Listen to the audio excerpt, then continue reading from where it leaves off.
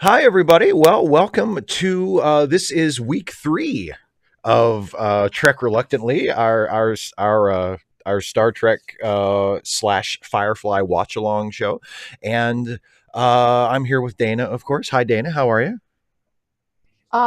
Not great because now it's playing ads there, and that's confused me. But now I'm good because I told it to just stop. Oh, good. Something about What? Tell me, please. What's going on? it's teaching me how to attract great guys. Oh, that's so Apparently, targeted marketing.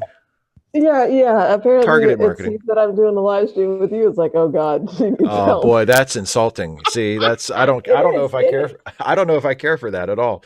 Um, so do you now? So this is moving just rapidly past that. Yeah. Um, YouTube like low key insulting me to That my was to my to my hilarious. co-host. Um, so we'll move beyond that, and we're starting the show a few hours later than we have the last couple weeks, and that is for a very good reason, right? You want to tell everybody how come we're Depends. starting later this week? Depends what constitutes a good reason. Well, it's a good Uh, reason for you, so it's a good reason for me, and it should be a good reason for everybody else. yeah. Well, I mean, it's all, since we're, you know, I like Star Wars, so You do like Star Wars. I do like Star Wars, and so we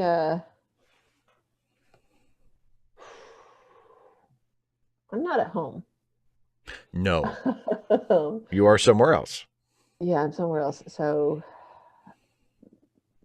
backing up a little bit, there were some students at my school who a student at my school had a birthday slash Halloween party, Hmm. and that kind of blew up.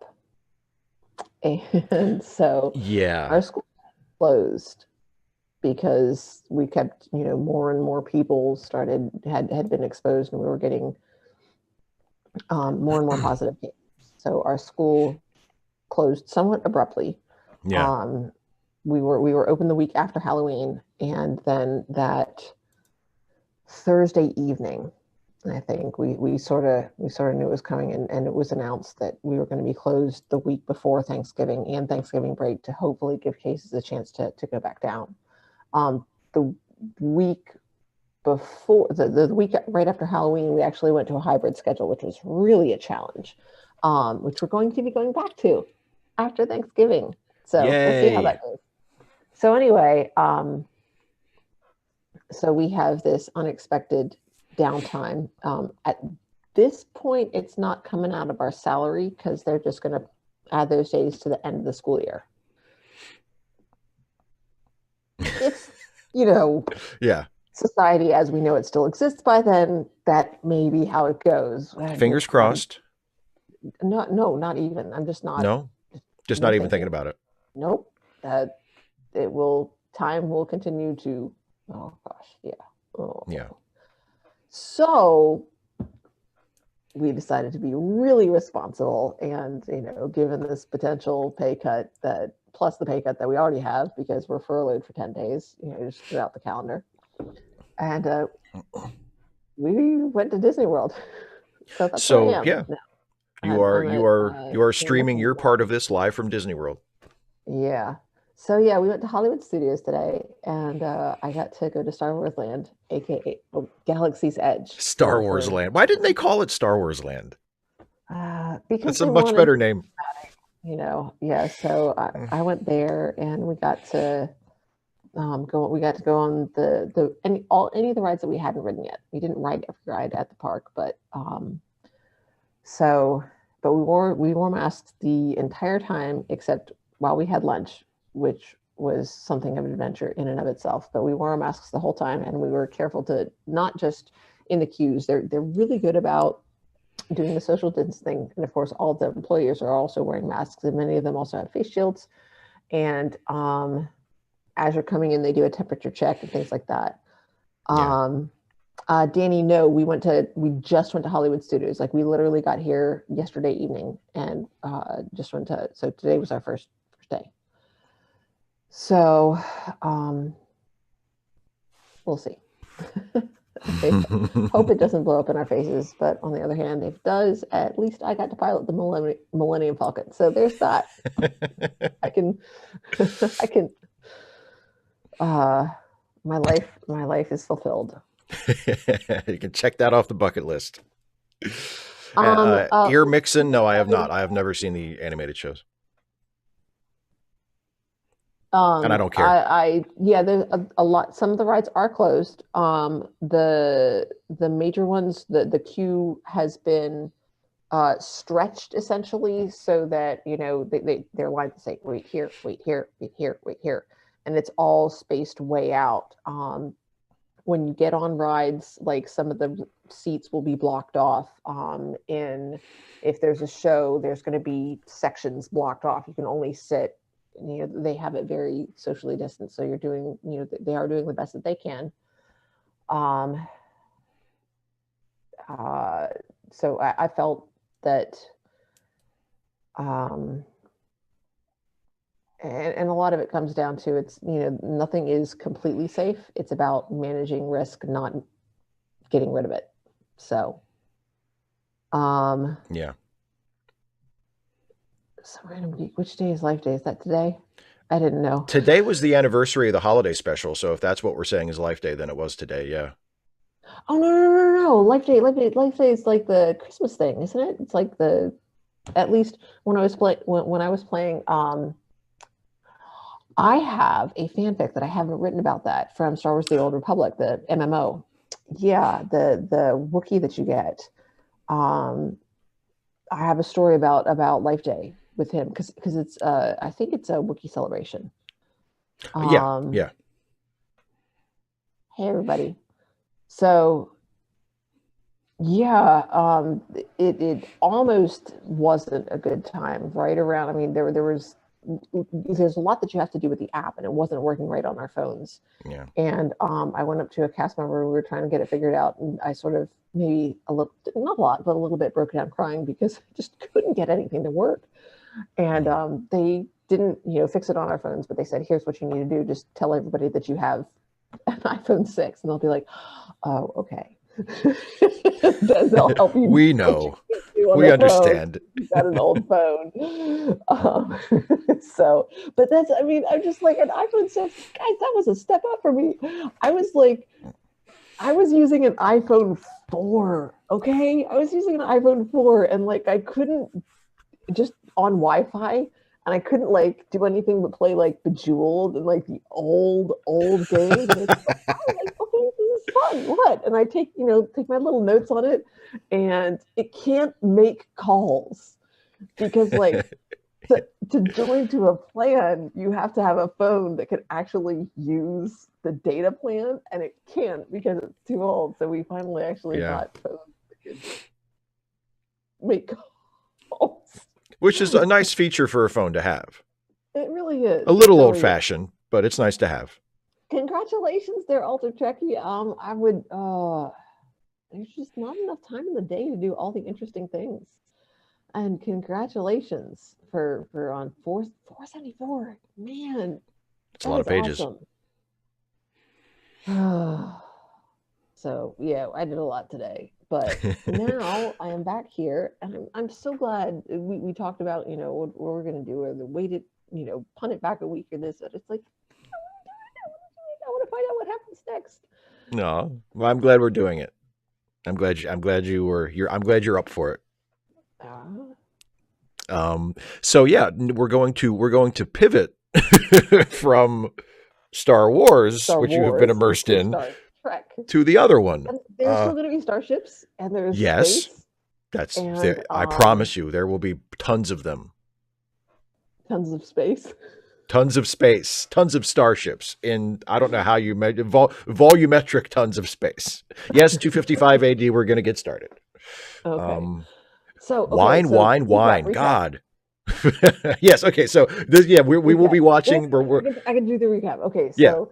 So this is what happened in the first half. They got attacked by the Borg, Correct. and Cisco's wife gets killed, and they drag him away. Oh no, Jennifer, Jennifer! And then later on, he meets up and he's mad at not Kirk, Picard. Picard. Correct. I've had a long day, you guys.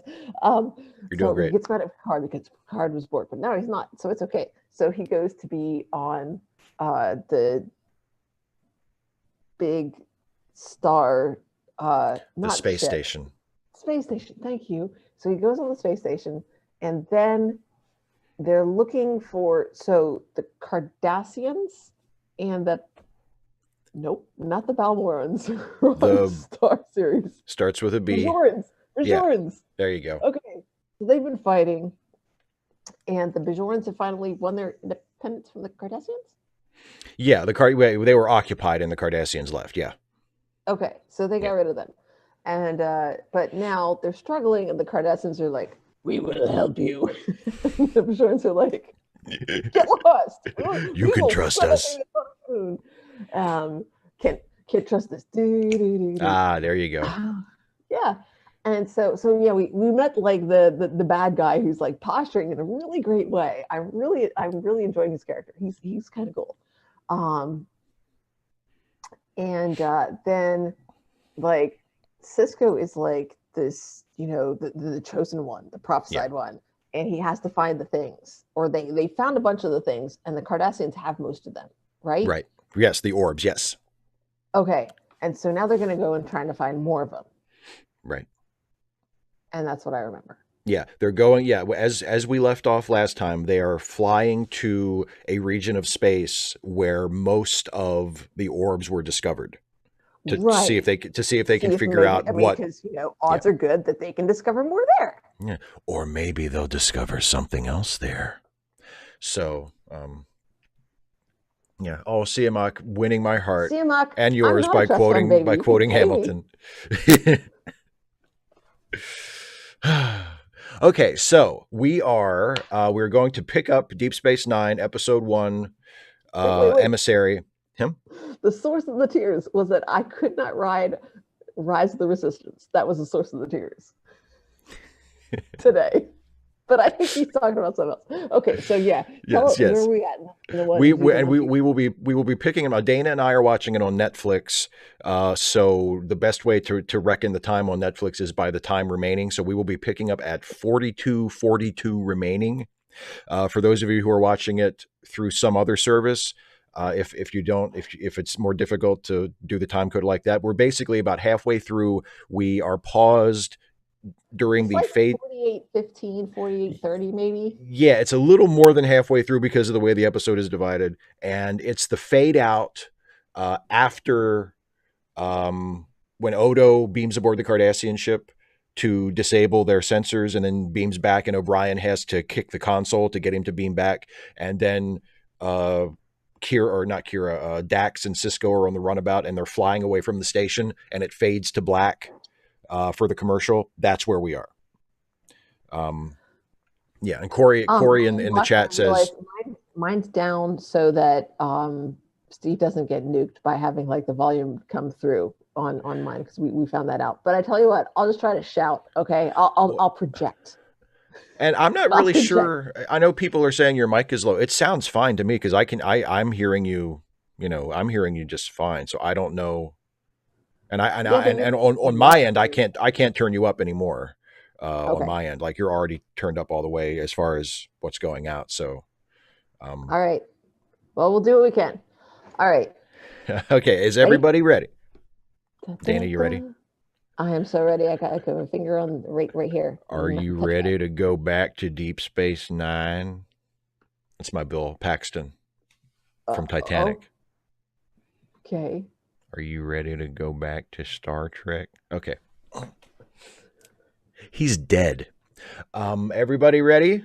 And we'll do a 3, 2, 1 play, and we'll get this party started. Okay. Woo-hoo. Everybody ready? 3, 2, 1, play.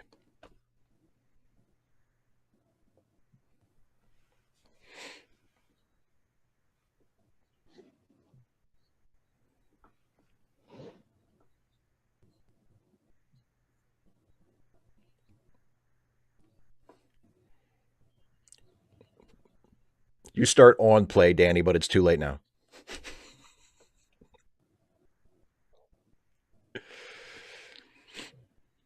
It's okay. It's okay. Yeah, it's fine. It doesn't have to be exactly synced.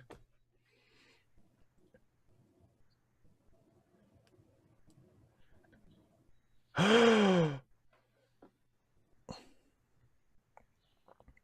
Oh no, I've got a spinning wheel too. no.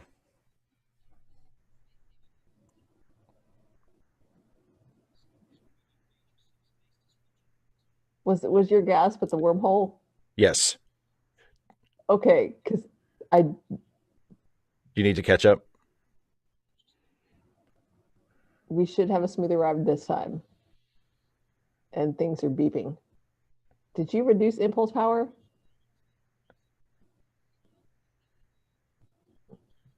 She Okay, just it's said, going I'll down. recalibrate when we have a moment. And now they're on the other side of the wormhole.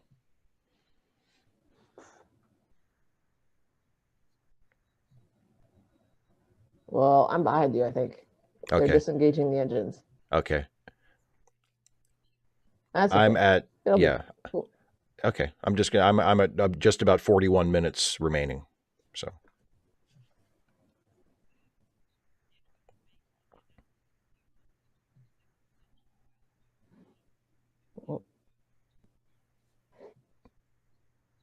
the Gamma Quadrant.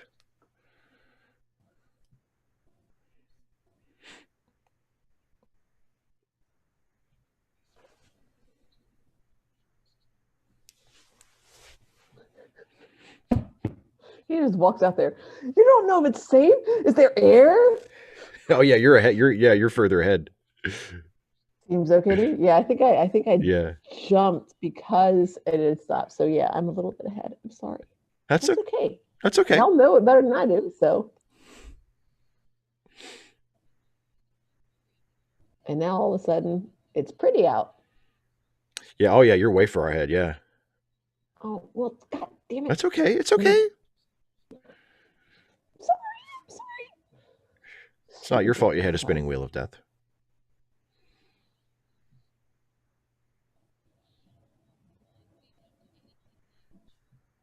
Ah, zapping whoosh. I've got subtitles on. That's fun.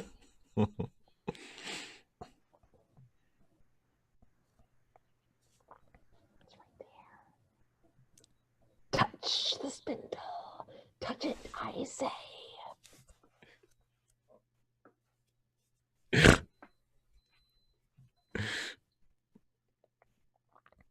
Yeah, no, that doesn't work. Being probed isn't the same as shaking hands. It's not.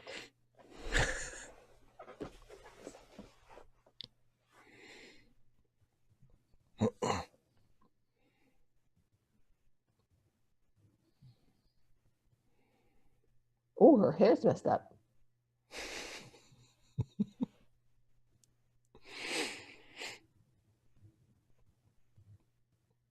This bit with, like they both see different things is a really cool bit. Or she sees like a golf course and he sees like this, Well, a golf course with stormy. flowers. Yeah. And yet they can both see each other just fine. Yeah.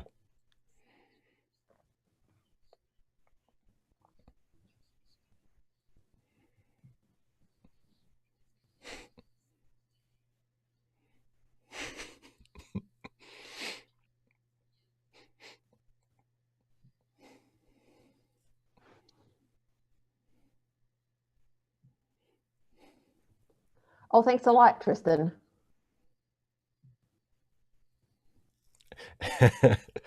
I don't think it is. Or at least not an intentional.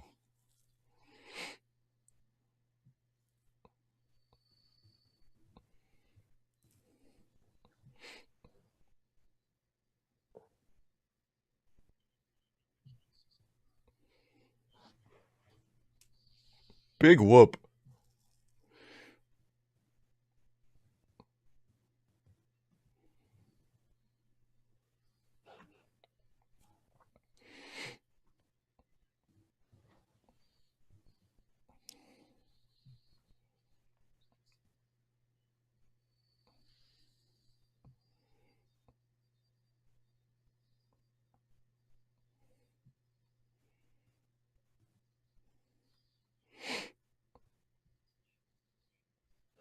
Must do a So Ryan, crunch. when someone asks you if you are a god, you say Yes. yes.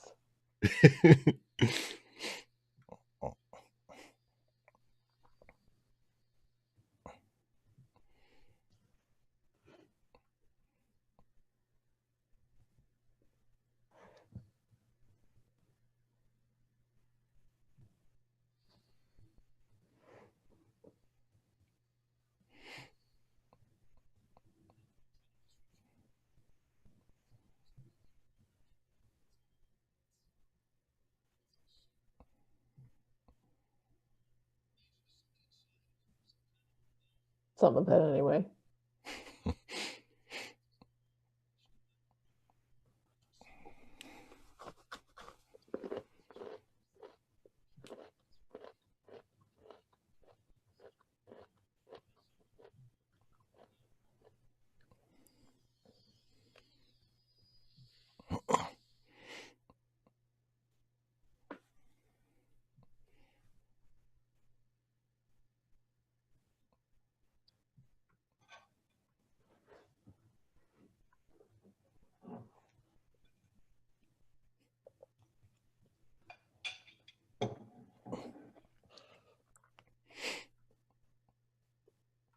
As opposed to all the ordinary wormholes out there.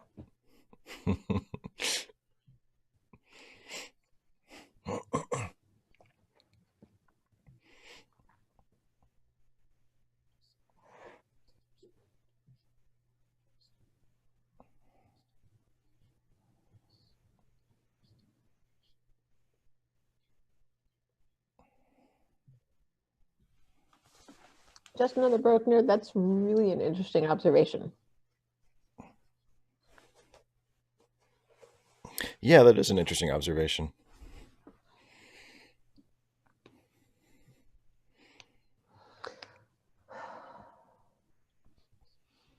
It's interesting because I would not visualize grief as turbulent like that. Hmm.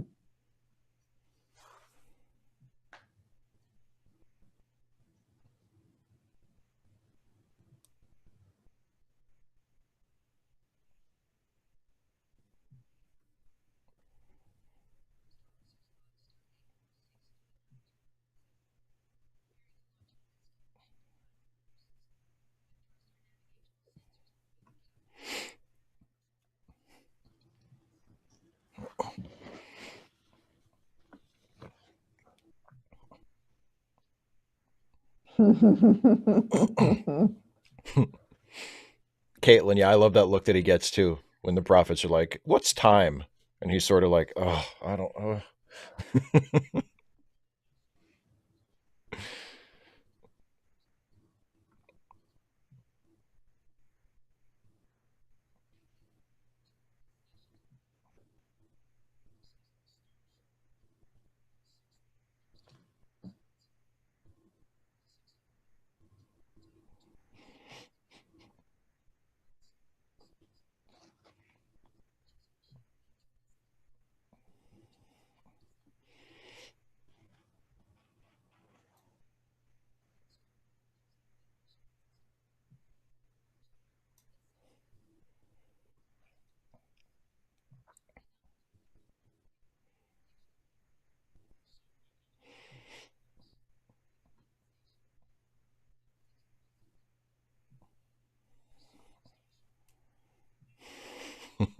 Mm.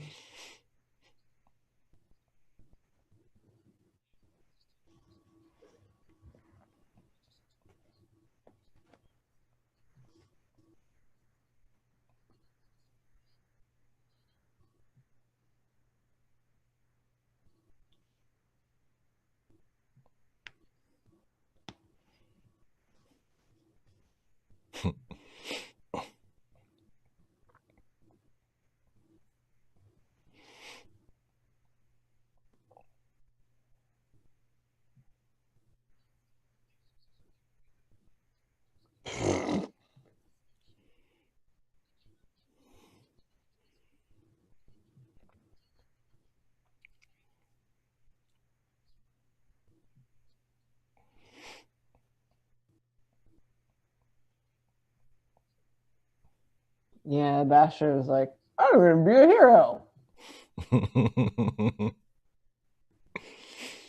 He's bright-eyed and bushy-tailed, wide-eyed, season one Bashir. Oh my God, stop going on about.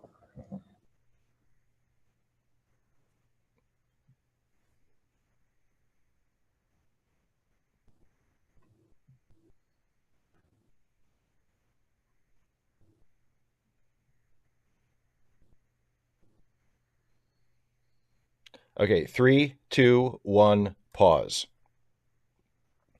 And I am at 31:26 remaining, so we can all kind of sync back up here. Since somebody got far ahead. Like I told it to play and it didn't play, and then I tried to put it up ahead. Yeah.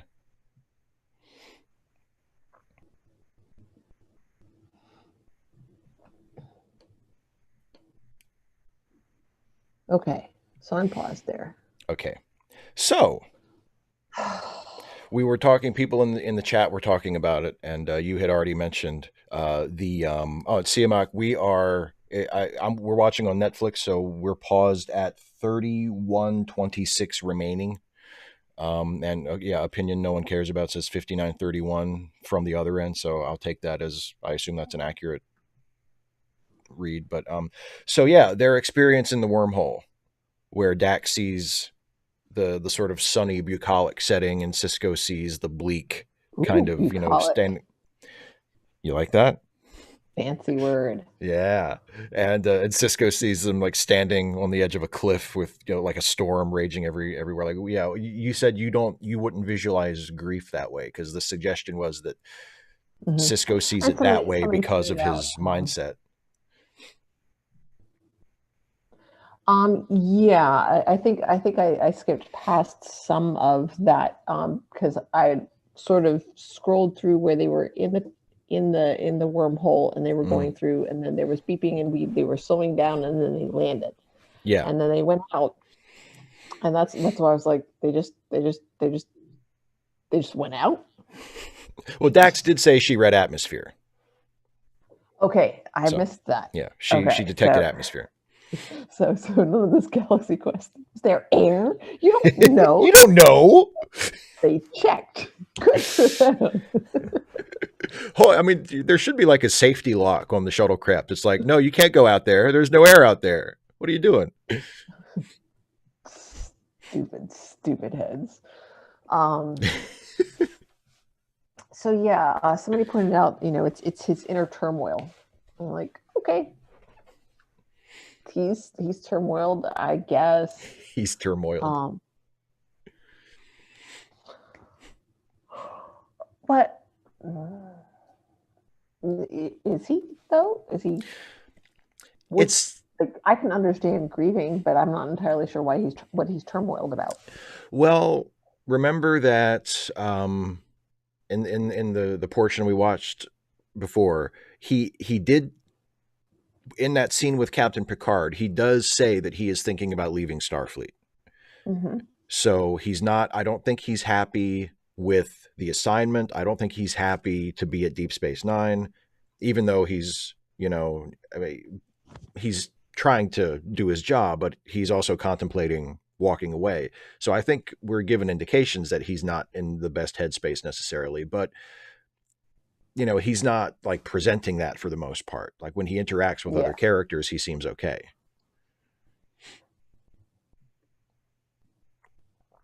Yeah, like what I got from that was more that he was considering it, not that Yeah. he was. I don't know. Maybe he's just really good at burying things deep inside him. But I did not get the sensation that he was torn up about the decision, just that he hadn't decided it yet. Yeah. Well, and when I think by the end of the episode, that will be a little bit clearer, because that is something that comes back up, as we go on here. Yeah. So we basically have now we have parallel stories here where we have Cisco because they sort of for whatever reason they kicked Dax out and they were like, you go home. So she goes back to Deep Space Nine. Well, she is not the chosen one. That's right. She's not the emissary. So they're like, nope, get out. You go. You seem nice and all, but get out of here. So we have Cisco in the wormhole with the prophets, and then the plot on DS9 is that Kira has decided she wants to move the space station to stake a claim to the wormhole, because she's like, that's going to be Bajor's wormhole. Not for no Cardassian. Yeah.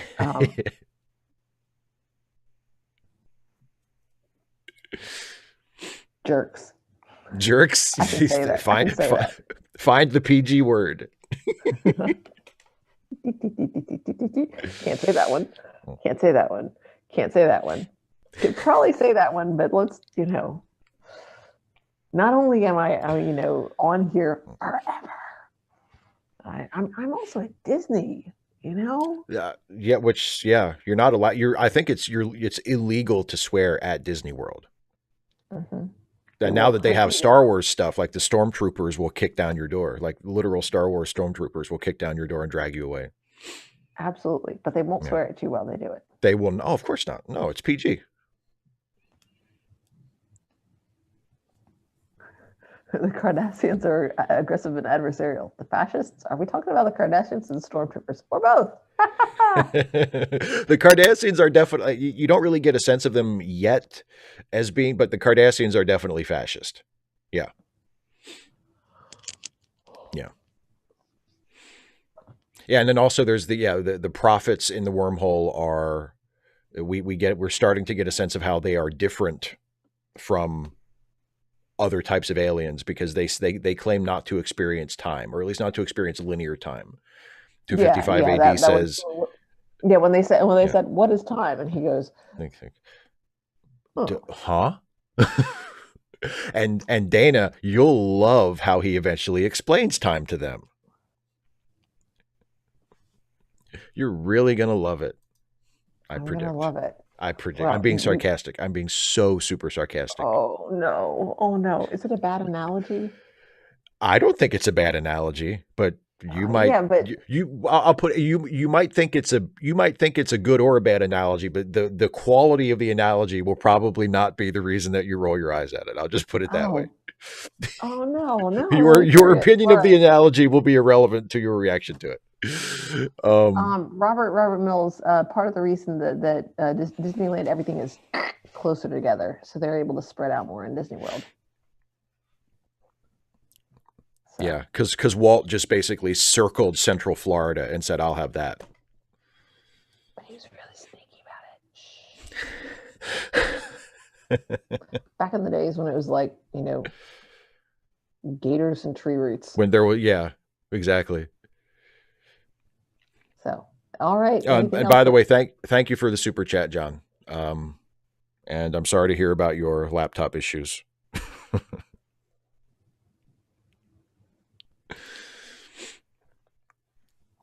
Oh, Robert Mills. I'm jealous, sort of, somewhat. Pros and cons. It's a calling. I'd love to live someplace a little bit kind of like Steve, a little bit more blue. There would definitely be some pros there, but there's work that needs to be done. So, anything else? Jesus went where the sinners are. I just compared you to Jesus, Dana. I hope that's okay. That's I got the beard for that, Steve. Well, that's. I do have a long hair, but not a beard. But between the two of us, two of us, we've got it covered. So we each make we make one Jesus. We each have a Jesus. We smush us together. We make a Jesus. Yeah, it's perfect. I like that. We're like Jesus Voltron. Dun, da, da, dun, da, da, yes. Dun, da, da, oh God, that song. Oh, I used to watch Voltron every day.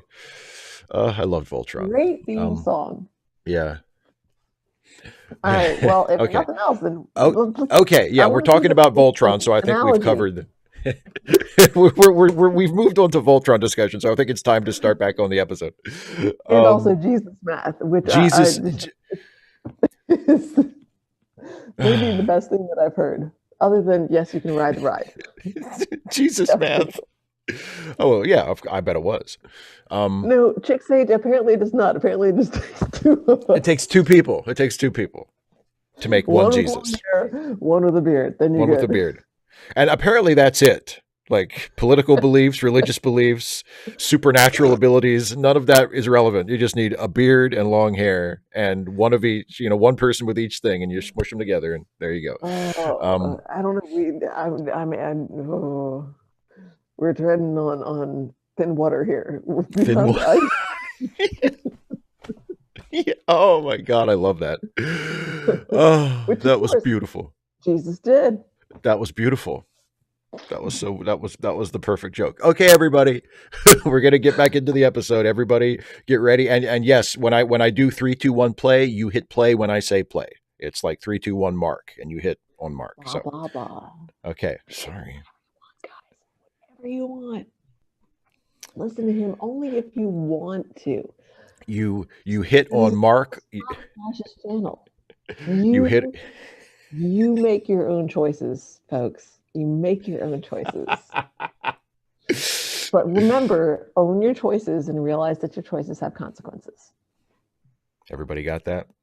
You even do the little heart. I love it. Okay, everybody get ready. We're gonna yes, Charles, I was trying to get there. Hit on mark. I was gonna say hit on mark like Lisa in the room. Play. Okay. But I don't say mark, I say play. So here we go. Everybody ready? 3, 2, 1, play. Engage.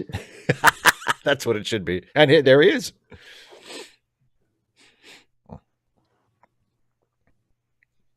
Shoeless Joe Jackson. They don't like him. No, they don't.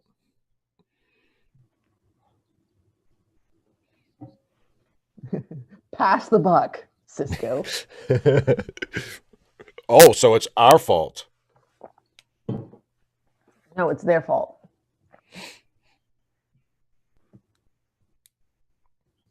Not on purpose.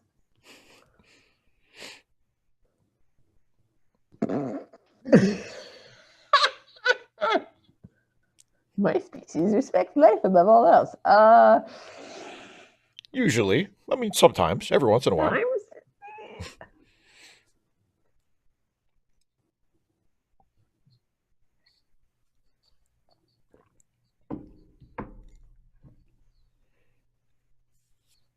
What's a truck?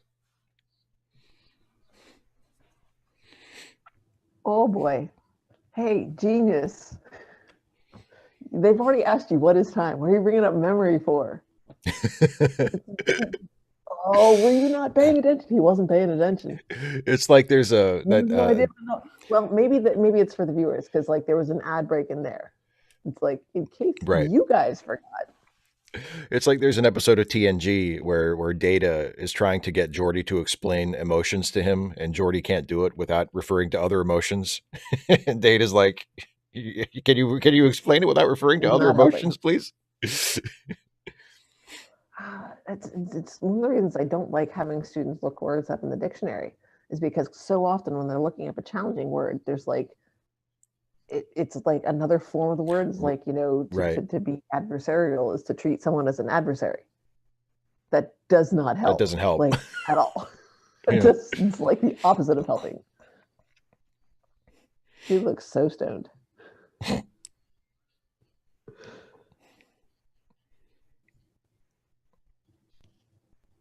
Better change those light bulbs behind him. It's flashing like crazy. It's showing the instability. Oh, it's right. a reflection of that inner turmoil, right? Yeah, absolutely. Or it's just cheap, crappy fluorescent lights. He's cussing, but that's okay because we actually don't show it on the channel. I think we can get away with O'Brien's. Instead of just, yes.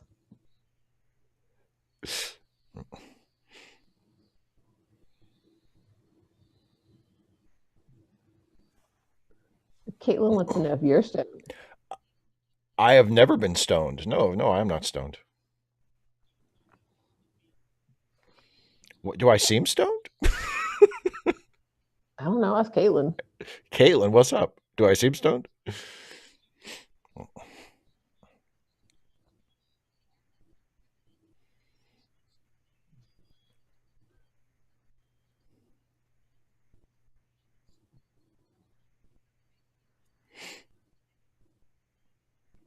I'm going to kick it again.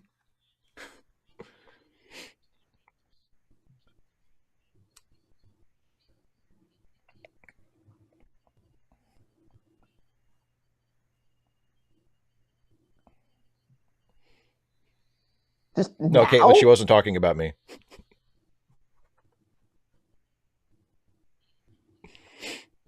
Oh no, no, it was Cisco. Like when it Yeah. went to like the heartbeat thing, he just sort of standing there like, Get baked in the wormhole. oh, some random geek, I'm so sorry. About who's the boss, and it ain't you. Steve and I have already had that conversation. Yeah, that's been settled.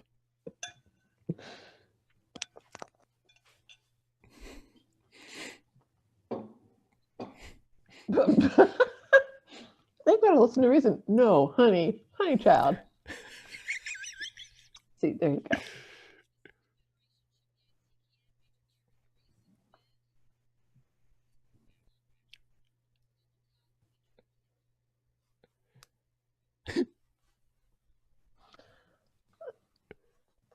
You don't. Do you have proof?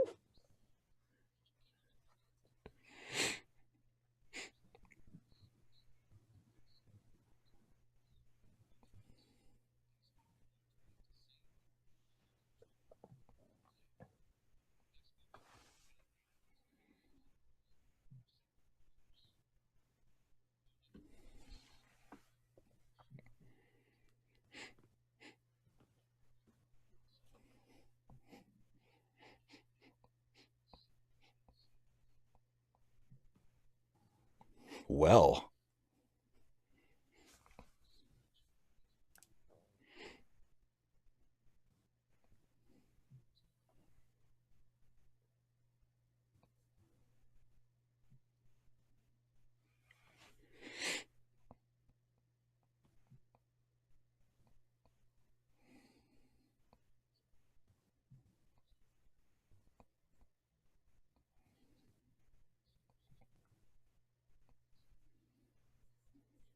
what did I just say?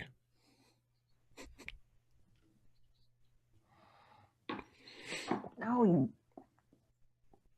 she is still a part of your existence. Oh my god. I guess he's just really sad, and that's why he's not thinking straight. I don't know. He's This just trying seems his really best to obvious to me. explain.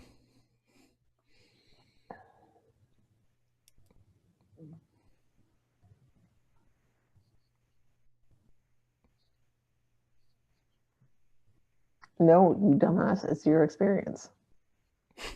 Oh, sorry. Can we edit that out? Your filthy potty mouth, Dana. God. I know. I'm so sorry. And I'm not even driving. We couldn't. Yeah, there would be no ads on this if you were recording this while you were driving.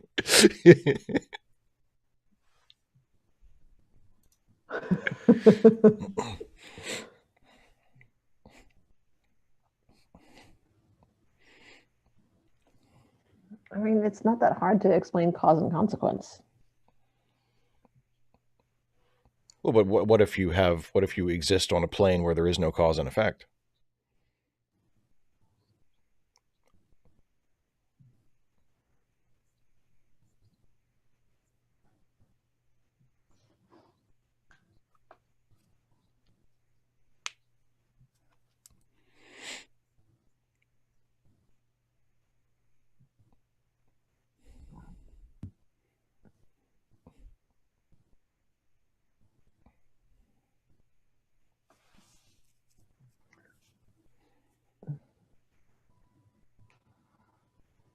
Caitlin, however, pie is wonderful. I love pie.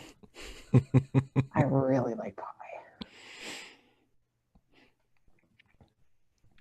Griffin, no, I do not. I do not believe in alien abductions.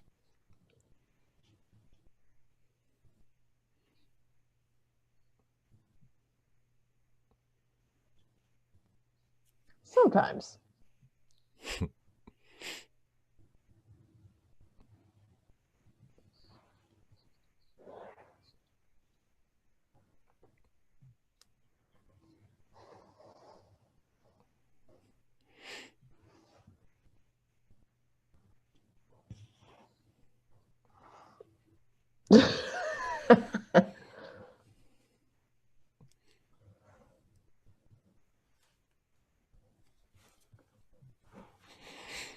Backstory, backstory, backstory, backstory.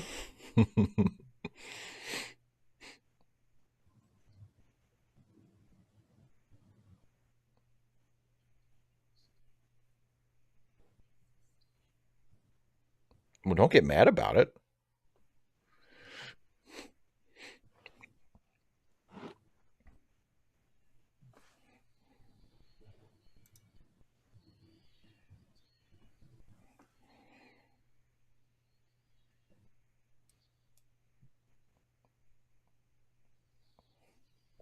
Nope.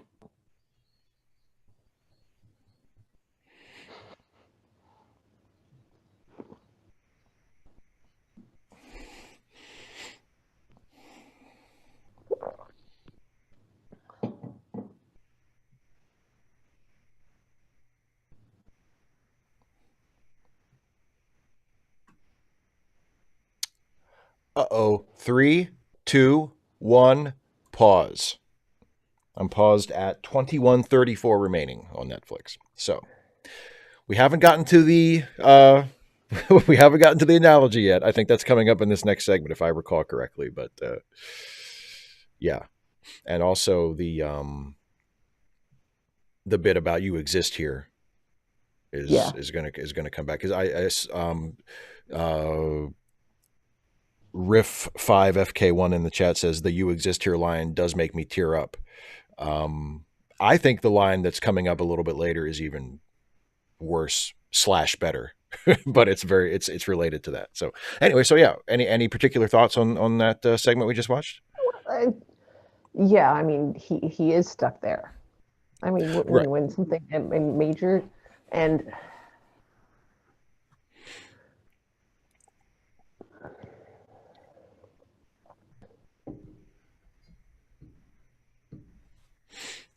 he missed out on an opportunity to use that as a way to explain the human experience of time to them. Okay. That, that we experience time as a linear sequence of events connected by cause and effect in ways that sometimes we do and sometimes we don't understand. Right. And that events that create a significant effect on us are ones that we carry with us in what we call our memories. Not that we carry the event, but that we carry the emotions associated with it and the recollection of our perception of it. Um, but he can't explain that in a rational manner because he's too emotionally invested in that moment. And so, there's probably some post traumatic stress going on there that prevents him from responding in a way. The tension and stress of it takes him there. Yeah. That wasn't words in the right order. The tension and stress that the memory causes make it at least difficult, if not impossible, for him to manage to communicate effectively. Right.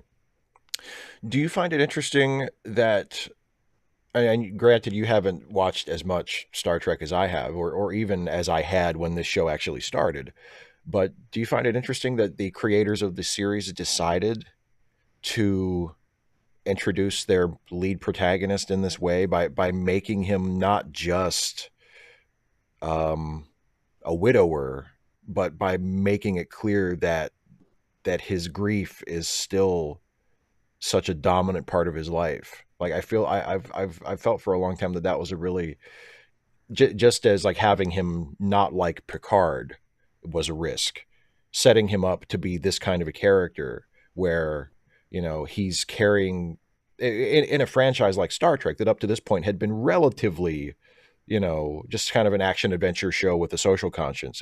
With a couple of exceptions in terms of particular episodes, it's a fairly light show.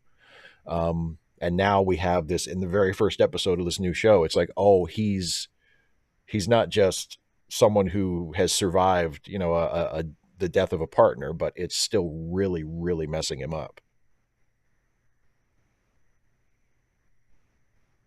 Um,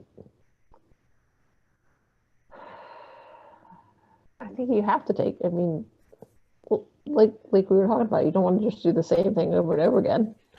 I mean, when No. we were talking about how we were talking about the Mandalorian and how it Mhm. was fetch quests, and Yes. we talked about how there's a similarity between that and the early seasons of Smallville, and how that was Monster of the Week, and the Mhm. problem there is the cyclical nature of it, how it becomes repetitive, and so obviously, I mean, if you're going to do a new series, you need to do something significantly different. You need to do something different, um, instead of just, if it's going to be more than just commercially successful. If it's going to be meaningful, Mhm. you have to take something familiar and do something different with it. And I think that's I like to think that's my goal with fanfic, is to Mhm. take what's familiar and put a different spin on it. That's what that's why I like fanfic. And that's the fanfic that I like does that. And in the same thing with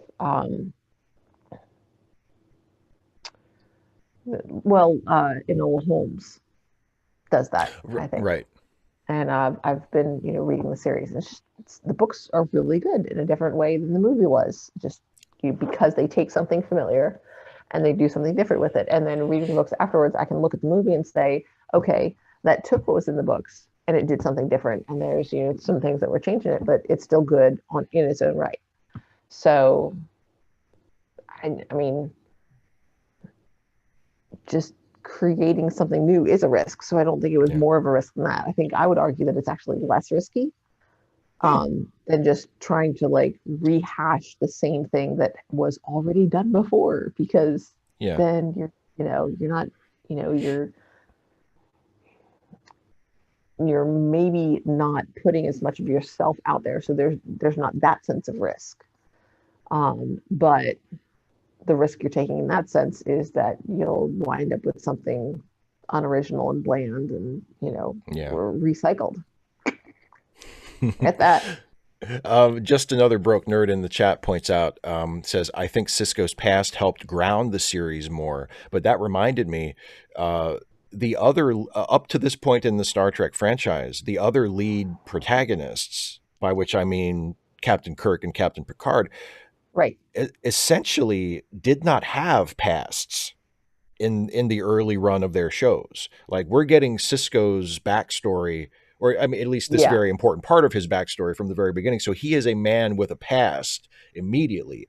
Picard Mm-hmm. was not a man with a past in the first episode of TNG. In fact, he wasn't a man with a past really for the most part at all in TNG. And that was even more true of Kirk. Like, they would dribble out little bits of Kirk's backstory if it was necessary to set up a particular episode.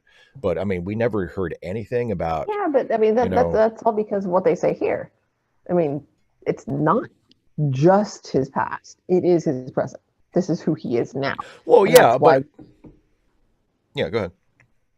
And well, that's why we need to have it, is Yeah. so that we understand who he is now.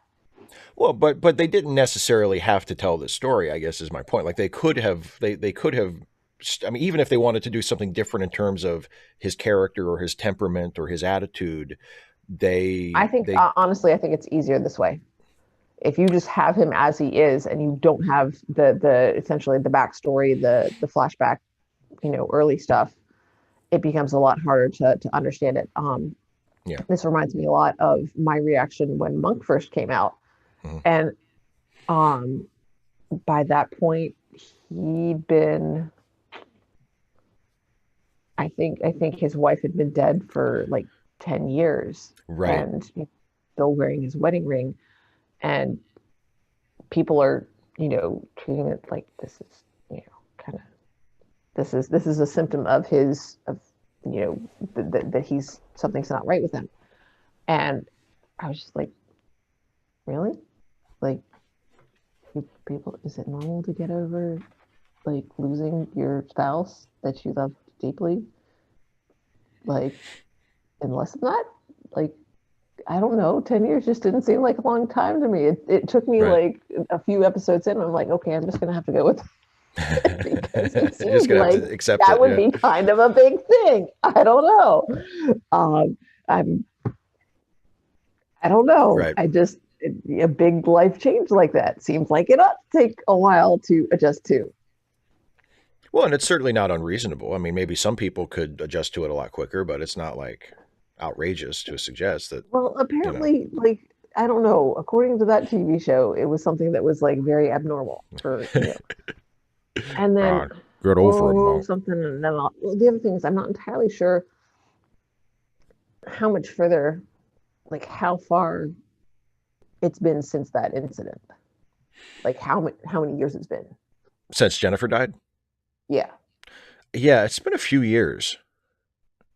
Well, Okay. because let me see this. It's been about, I think at this point, it's been about 2 or 3 years because we can date it because it happened when Picard was assimilated, which happened at the Right. end of season 3 through the beginning of season 4 of TNG. And this debuted in the middle of season 6 of TNG. So it's been about 2 years, 2.5 years or so Give since. the man a break, for God's sakes. Lay off. My God. Yes. Jeez. 3 years? I don't know. That just, God. I Yeah. mean, I don't know. Maybe I guess it's a sign that I'm getting older, but I'm just like, 3 years? It's like nothing. It's nothing. God. Even more so than the aerial test. Cut him some slack. Yeah, 3 years. And like, and of course I see it with my students. They're like, a year of your life. I'm like, oh, honey, honey. It's just another broke Yes, nerd points teenagers who out. have AD, we'll be back to Yeah. normal next week. Normal schedule next time. Yeah, it's That's just another broke barring. nerd says he spent the last 2 to 3 years building ships of revenge, so he didn't move on. I don't think we've established that yet. They know Picard mentions that he was at Utopia Planitia, which is the Federation shipyard, but they didn't say he was building ships of revenge. But that is canon now. That is Oh canon. Actually, I technically it God, kind of is. Charles, you're so right. March was so long ago, I and know. Kate, Monk was one of my favorite shows until Sharona left. That just they tried to go with Natalie, and it's just not the same. I actually have one of there's a book series that comes out that came out afterwards, and I got the wrong one, but it included a preview of the next one, and it's there's one of the books where Sharona shows up, and Adrian Monk, and I'm just reading this, and I just started reading it out loud. And I'm like, oh God, Sharona, I miss you so much. Oh, my goodness. Yes, Summer MV it's just like God, a Yeah. week can feel just like how just and you lose this sense of time. It's like how long has it been? I don't know. Months, days, and then it's like 2 weeks later, and you're like, I'll be like, didn't I just hand that back to you like a week ago? Why are you talking? And they're like, Miss Cole, that was 3 weeks ago that we went over that. I'm like, oh, I just like it's weird. Yeah. Oh God, 2020, God this year, It's God this year. let's just try to make it through. Come Please, on. let's all Try to please make it through. drag ourselves across the finish line into 2021. I like Erickson. I like Natalie, but I think Sharona is a much more dynamic character, much more engaging. When is the last time I saw a movie in a movie theater? It was the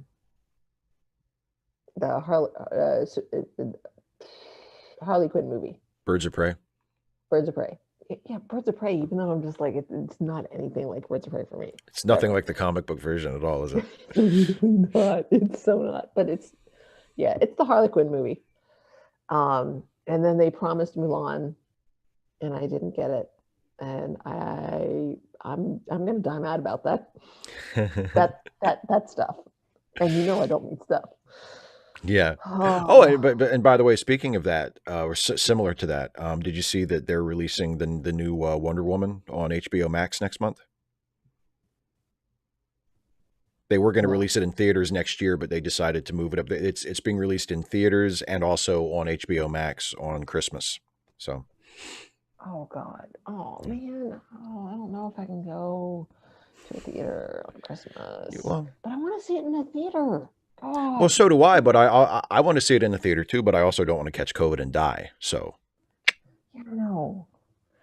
I just I'm totally watching it on HBO Max. I mean, I'm not like I'm totally watching it on HBO Max. I'll you can we can watch it together. I'll screen share it with you. I Don't tell know anybody. it's Shh. like this though. It's I know. this. Well, well, it's a little bigger than that. I guess it depends on what screen you're watching it on, but it's not quite postage stamp size. It's not the same. Like,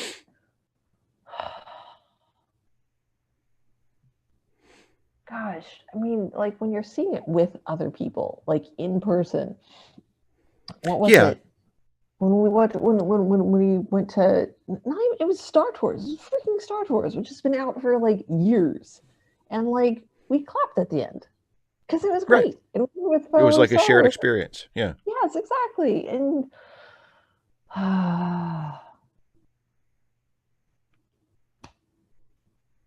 maybe and we should maybe we should do a watch along for anybody else who's got HBO Max. We can do a watch along and we can all clap together. I don't know. there we go. We can have a watch party. Yeah, Jeff, Um, I'm right there with you. yeah, I'm and just actually, Jeff, I got it. I got HBO Max this time. I got it last or earlier this year for Watchmen, and then I canceled it after I finished it, and then I got it again just recently for Lovecraft Country, and just decided to keep it. And also, I wanted to have it when Zack Snyder's Justice League comes out next year, so I can make a point of not watching that, even though I could. See, Mac, Bec- hang on to that thought 'cause I want to talk about that since I also do, or not now, but have done in the past, community theater, and I'm interested oh to yeah, hear your take on that. You know, the cinema and theater and that whole shared experience. All right. Anything oh, else before we uh, continue into I possibly? got I got nothing else. So. And Charles Lovecraft Country was very good. Yes, not as good as Watchmen, but it was good.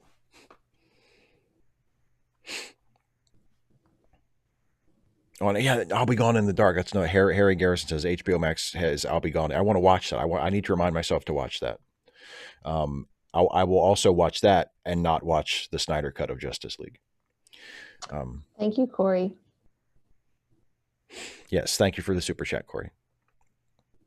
Um, We are actually talking right now, Weston. We're about 20 minutes from the end, 21 minutes at yeah, a ad break. we're just getting ready to start back in. We're watching. We're Dana and I are watching on Netflix, and it's 21:34 from the end. Um,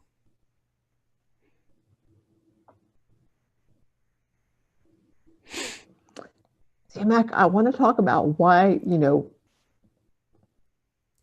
why that's so. yeah, Anyway, so ready? let's But finish this after episode, and then we'll talk the about theaters. episode, Yeah, and yeah, we'll yeah. talk about that. I want to stick around. I want to discuss that. I'm Okay, ready. I'm waiting. I'm okay. waiting. Well, pardon me. I'm getting to it. You ready? Yeah. Okay, okay, okay. Everybody ready? 3, 2, 1, play. Oh, it's the Stone book again. Dude, leave me alone. That top. Cisco's top. Yeah. Yeah. Just the colors. Not really fond of that color scheme.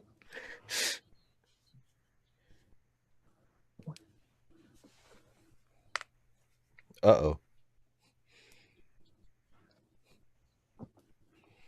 You take that back.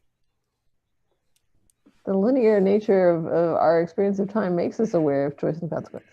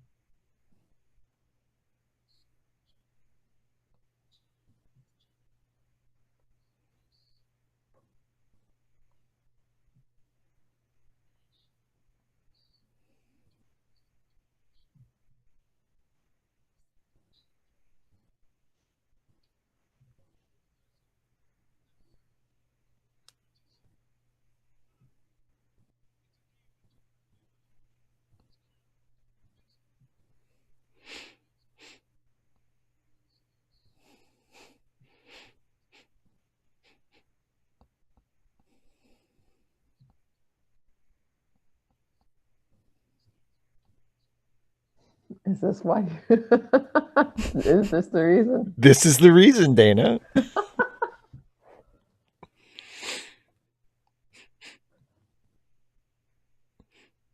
I don't get it.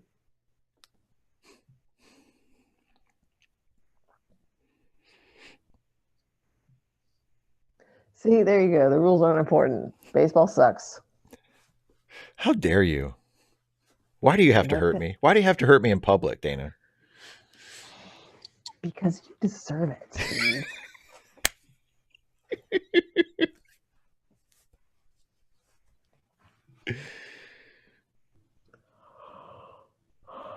At least it's not chess. My God, chess is just so overused as a metaphor.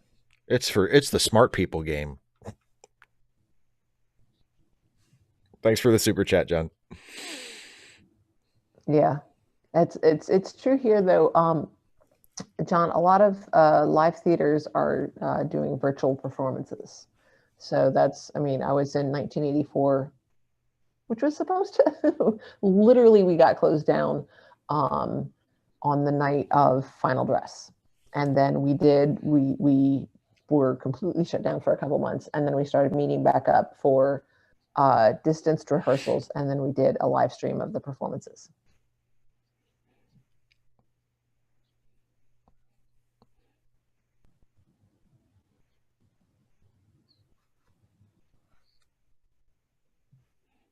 Dr. Ness, that's not true. Plenty of other sports you can drink and smoke while playing. I mean, like with football, you got a whole bunch of guys on the field who all they're doing is running around. Why can't they drink? Just, take a little swig from your hip flask, put it back, and then chug along.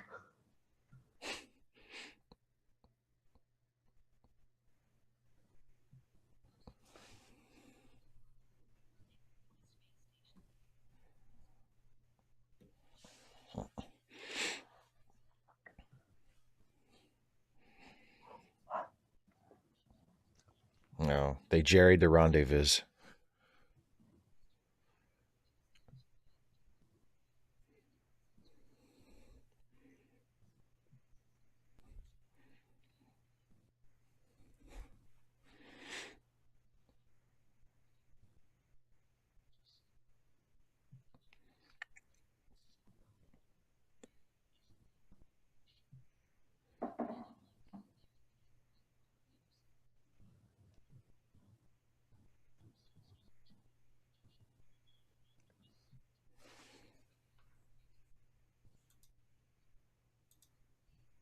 Why is it?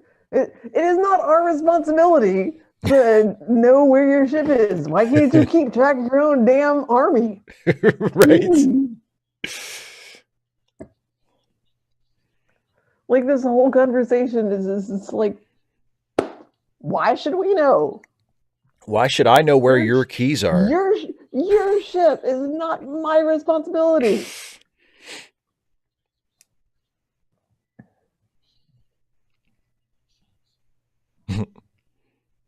Just humor me.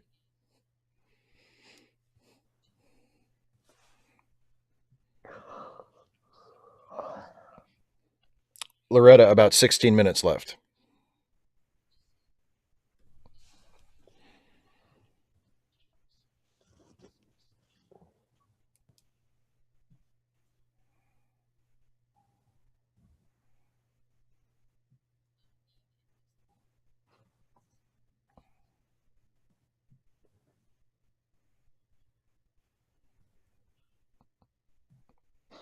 Oh, it's like that. All right. I just need to put it in a box for you. Exactly. Okay. 3, 2, 1, pause.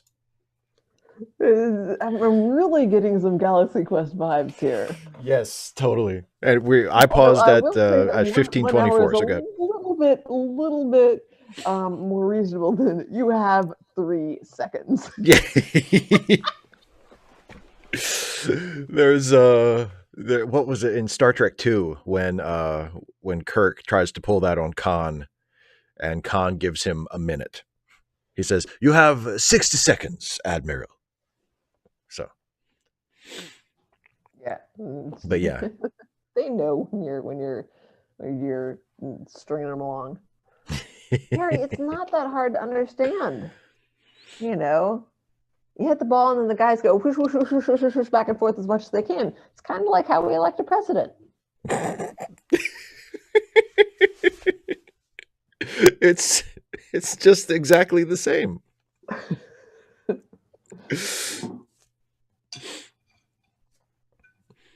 Yeah, I see a couple of people in the chat were commenting on the camera angle that they chose for the Cardassian. I think his name is Gul Jassard, who pops up on screen. Do we even ever see him again? I think we might see him. Oh. I can't remember, but there are a couple of recurring Cardassians in the early seasons. You can't remember him. Well, I know. I'm not sure if I'm getting confused with someone. I know there are a couple of recurring Cardassians other than Dukat in the early seasons, but I might be getting him. I might be thinking of somebody else. I might be thinking of Gulliver actually, because I know he pops up a couple of times. But yeah, that camera angle of like the low angle, sort of looking up his nose while he's like staring, trying to look tough. You know, where's our ship? You got a dangler right there. No, John, there's no kindness there. It's truth. It's no, yeah, no, it's not. She doesn't temper it with kindness. I don't temper it with kindness. I am kind upon should the occasion call for it. I can be kind. Yeah, and I can respect that. I can respect that. Yeah. You are when you are kind, you are genuinely kind, and that is a precious thing. I am. It's all about context. 255 AD. We're not finished yet. We have. I think this is the last segment coming into here. It ought to be. Yeah, we have about 15 minutes. God, this is taking forever. Well, geez.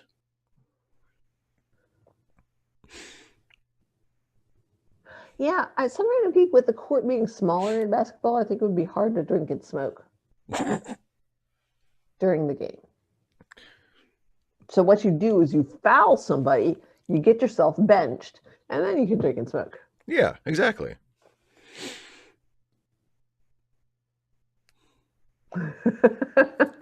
The reluctantly part of the title. Yeah, exactly. Okay, so you want to jump back into it? Sure, let's go for it. All right, let's go for it. Let's do it. Okay, everybody, you know the deal. 3, 2, 1, play. Engage.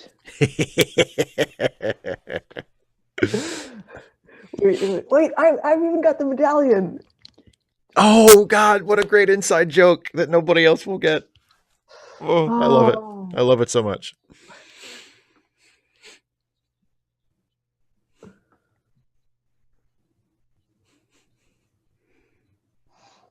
Nightwing has both the best costume and the worst costume. Yes, that's right. Which is why he is the best character, because he spans that gap. No. There's another reason. Oh, there may be another reason. And we know what it is. I know exactly what it is.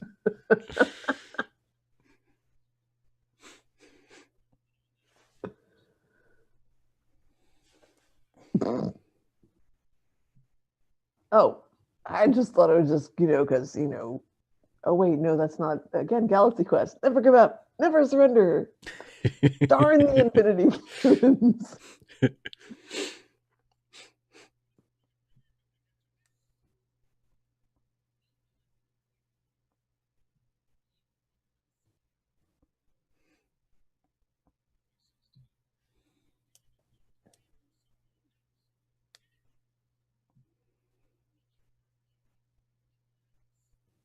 Yeah. At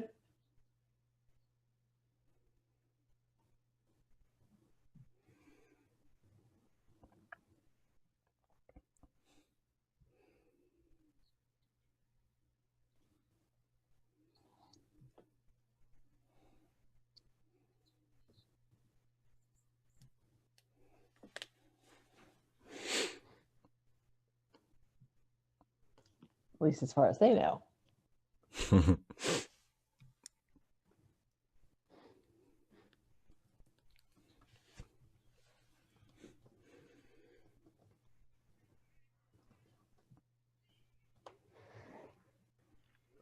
This is your life.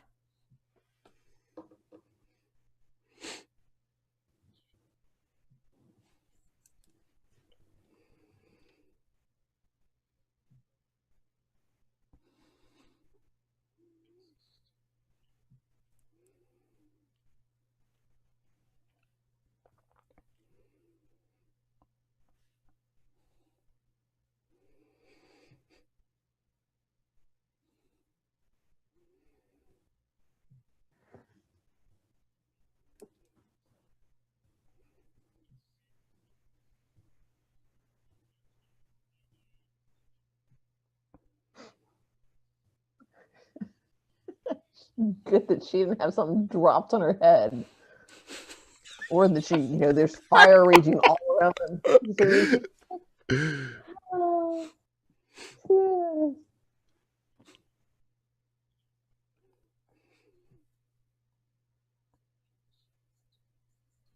You fake it till you make it, dude.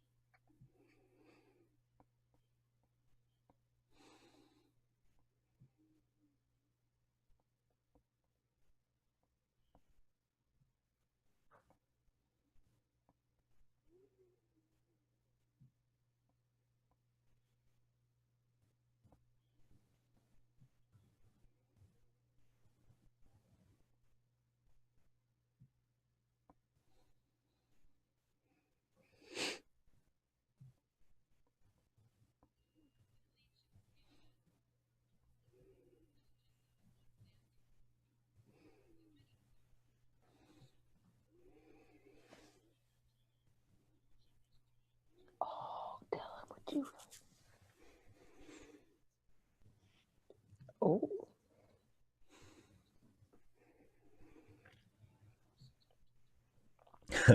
Oh, come on.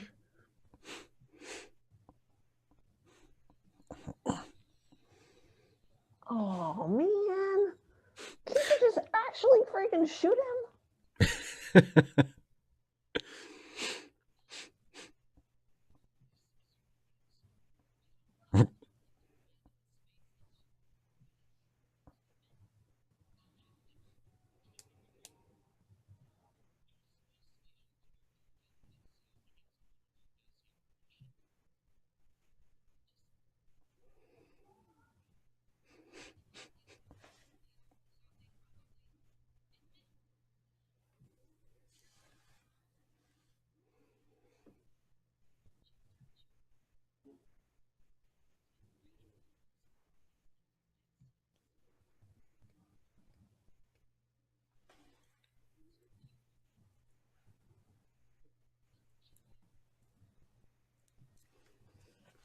Let me think.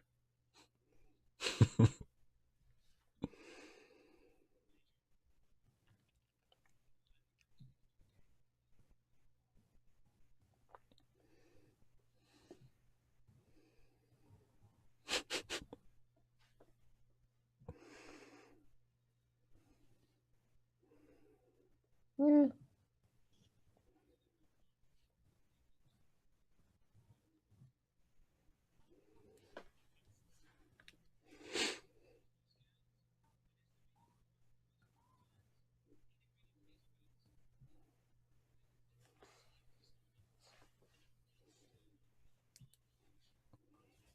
Oh, I'm so mad.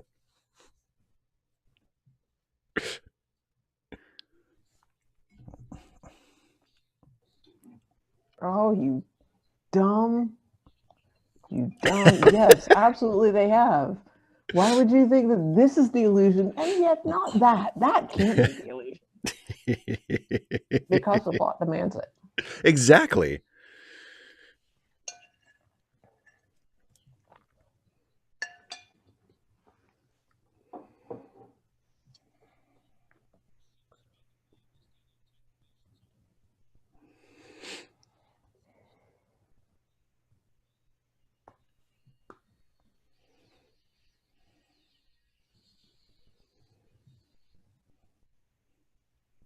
Oh, come on, you can shake better than that, extras.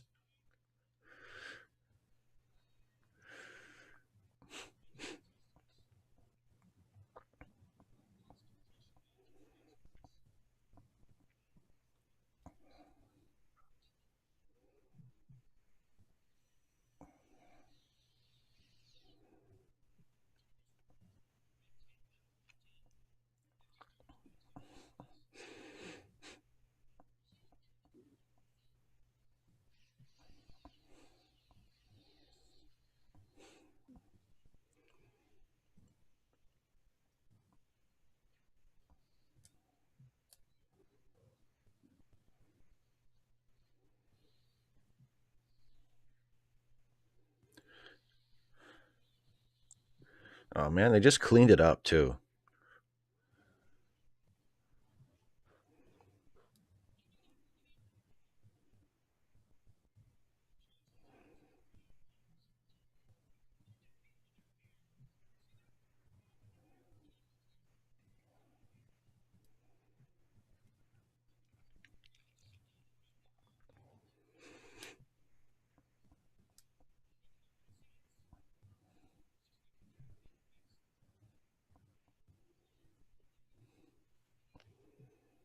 As you were saying.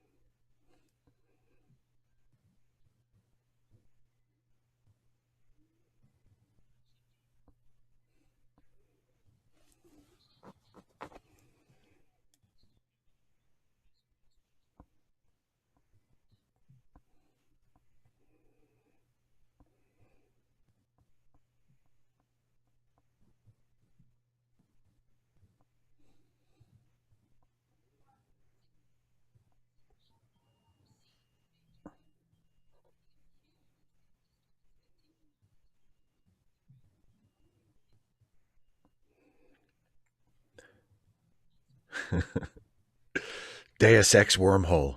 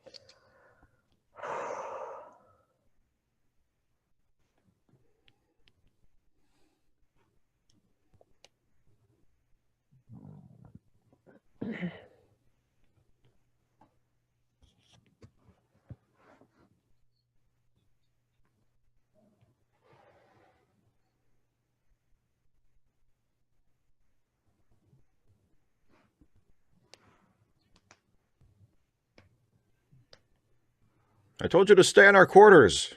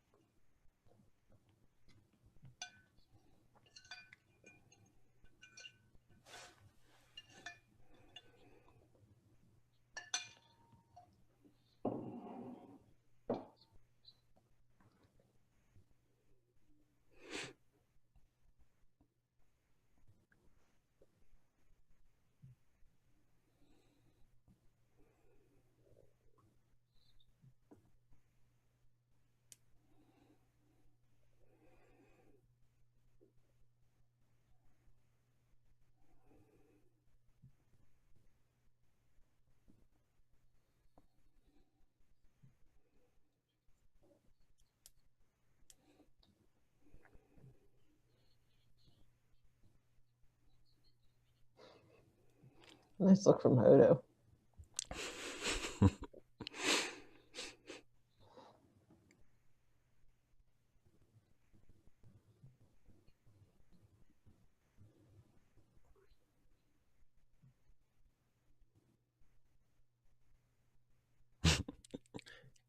Hand check, Quark. Jeez.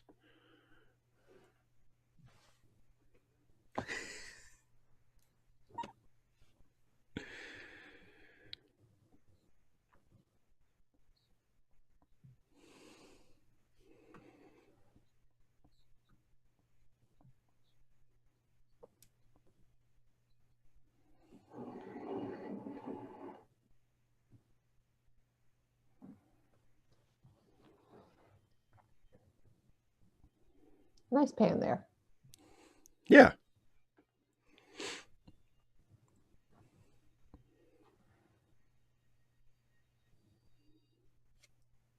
And there we have it.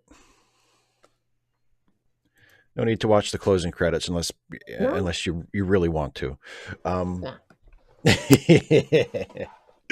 So that's the pilot episode of Deep Space Nine. Overall thoughts? Pretty good.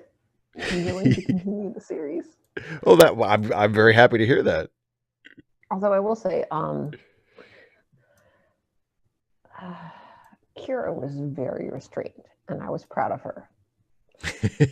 Yes, she was holding back. I would have been very tempted to say, yeah, you know, it's entirely possible that you could take us out completely, just wipe us off the map. But I kind of think that Starfleet would notice that, and they would wipe you off the map. So, you know, I would hate. I could say that I would hate to see a war between the Cardassians and the Federation, but I really shouldn't lie now, should I? Because, you know, I just love to see you be nothing more than, you know, space dust. Because that's what would happen, you know. That's totally what would happen. Your entire civilization would be wiped out by the Federation. Let's just be really clear on that. So I really shouldn't encourage you to fire on the station. That would be irresponsible. But if you decide to, then that's on you, dude. Just say it. It gives me so much pleasure to imagine Kira saying that in exactly that sort of rambling, like, you know, laughing tone. Indirect. Like, yeah, just sort of, I mean, you know. Go for it. Go for it. Just, I can't tell you to do it because that would be wrong. But if you did. I really, really want to. But so I'm not telling you to do this. Totally not telling you to fire on us. Oh, but if you did, I might enjoy the consequences. I might enjoy the consequences. That linear time they were talking about over there that I don't actually know about because I wasn't part of that conversation. Cause and effect. Oh, cause and effect.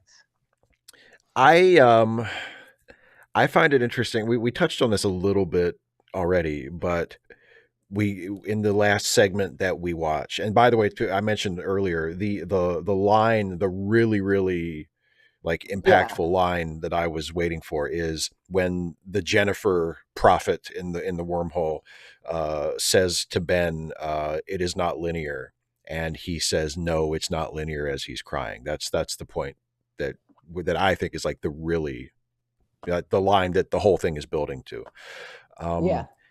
And again, to sort of compare it like to other Star Trek shows, and especially to other Star Trek pilot episodes, I don't think there is another pilot episode in a Star Trek series so far with that heavy of an emotional moment in it, where like the lead character of the series is literally breaking down crying in grief over the loss of a loved one, and it's kind of the emotional pivot point of the entire episode.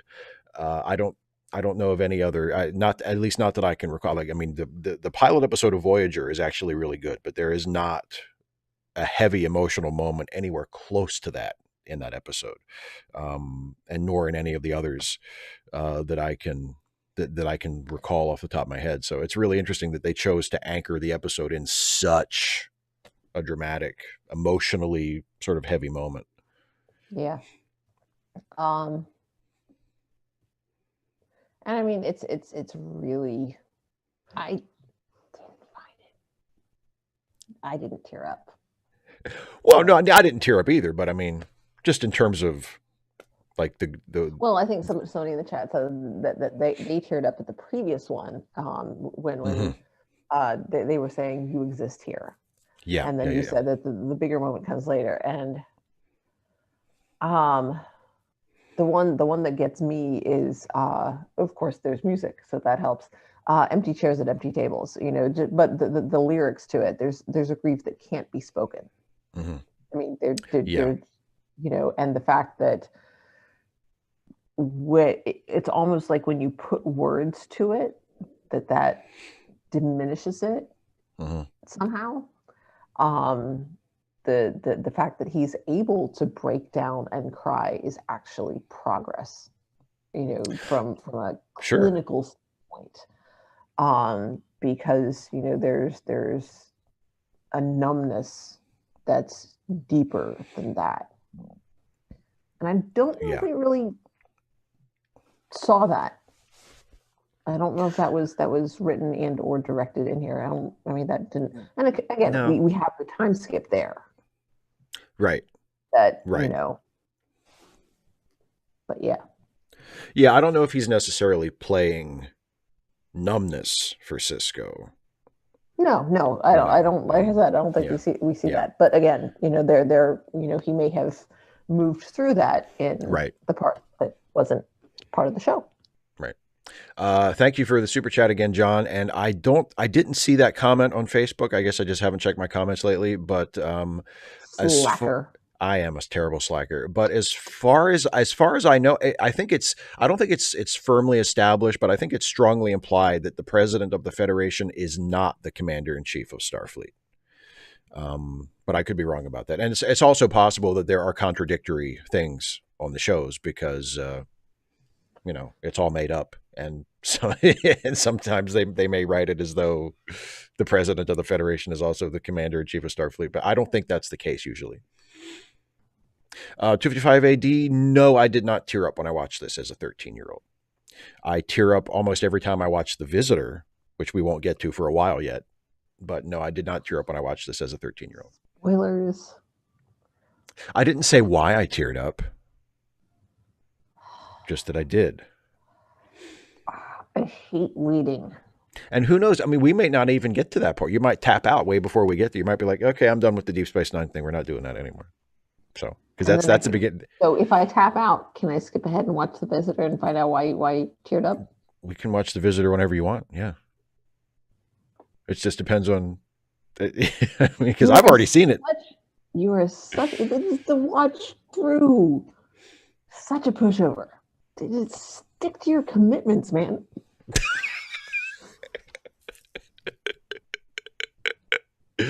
All right, fine. We must watch it one episode at a time until we get there. Or like half an episode at a time if it's too long. No matter how you beg and plead, we will not skip ahead to The Visitor. Yeah. Y'all need to hold him to that because he's going to flake. Yeah, I totally would flake. If we were talking tomorrow and you said, you want to just watch The Visitor? I'd be like, yeah, sure.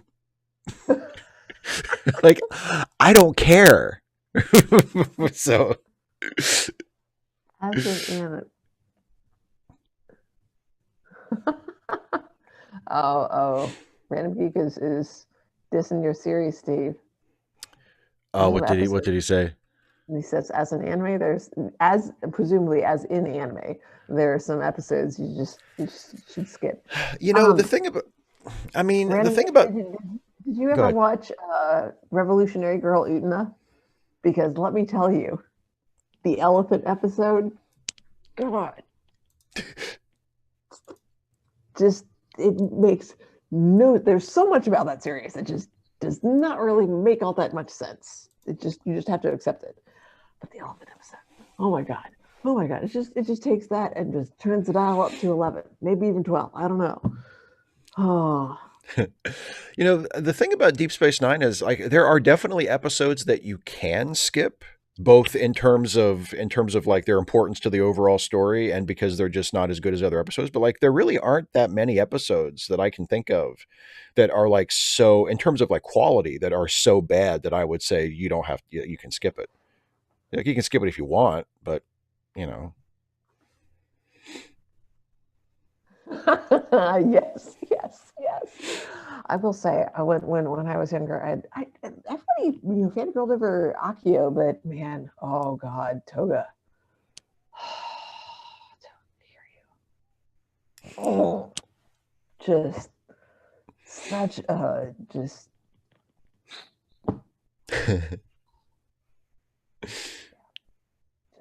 freaking legendary. You can skip. See, can is different from should. Very different from should.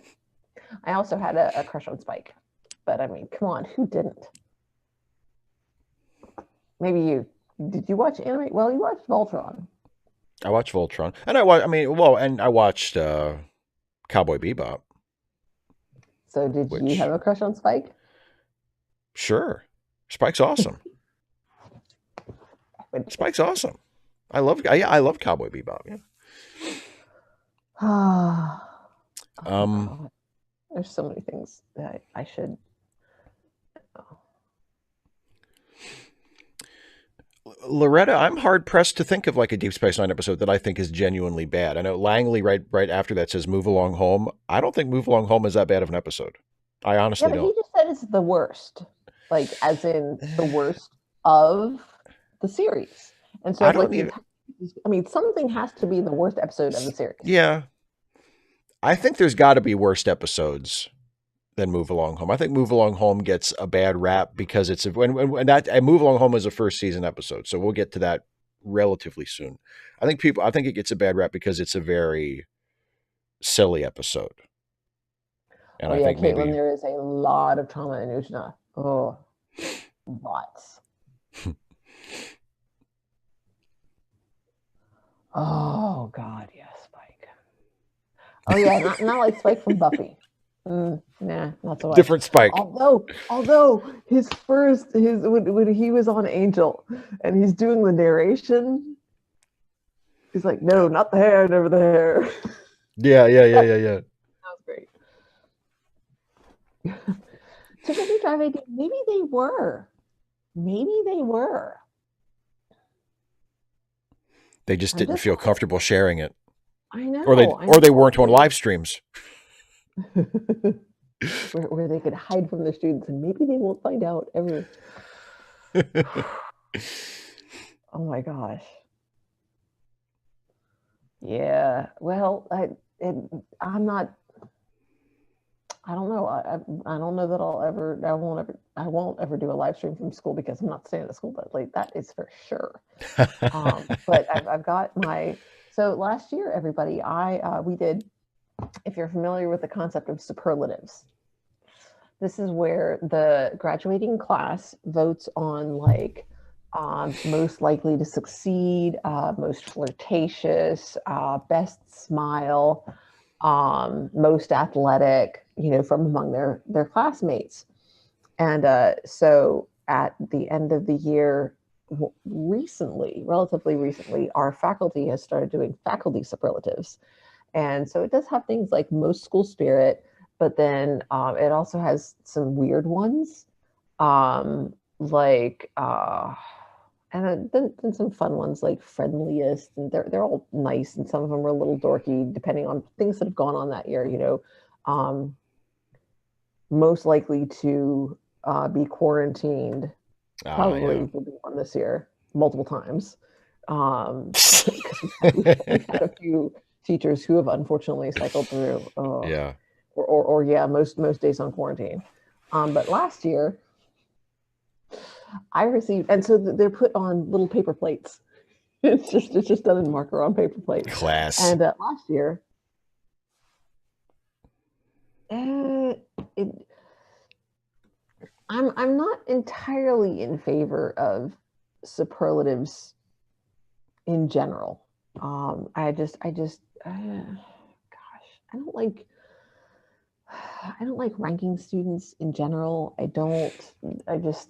like the whole competitive nature of a lot of our so much of our educational system. But that is a really, really long, intensive, exhausting rant. But I mean, among students, the one who's always a little bit sassy, always has a little bit of a smile. They don't. It's not. I don't think I've ever seen it as oh, the one who got pregnant. That it's been Right. used that Not way. flirtatious in that sense. Yeah. Yeah. And there may be some students who mean it that way. So there's always drama. Yeah. So anyway, But but yours last was. mine was I won last year. I was awarded by my colleagues most unique. So that tells you a few things. So Oh, before we end or go off on another subject, theater. yes, CMAC is CMAC still here? I don't know if CMAC is still there. But yeah, and theater versus live theater versus movie theater. Like honestly, I've heard that movie theaters make their money from concessions, and I'm like, really? They don't make Yeah. it from movies? Well, the Because individual theaters keep more of the concessions than they keep of the box office. Yeah. They take a bigger cut of concessions. I mean, I kind of get it because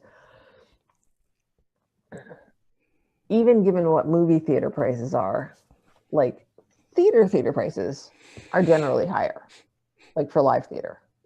Mhm. Even in community venues, like paying $11 for a seat, you're generally that's like matinee prices if you're lucky. So, um, is it just are like movie studios just grabby? Do movie theaters just not have enough clout? Because if movie theaters go down, then I mean, because I didn't pay no $30 to watch Mulan at home.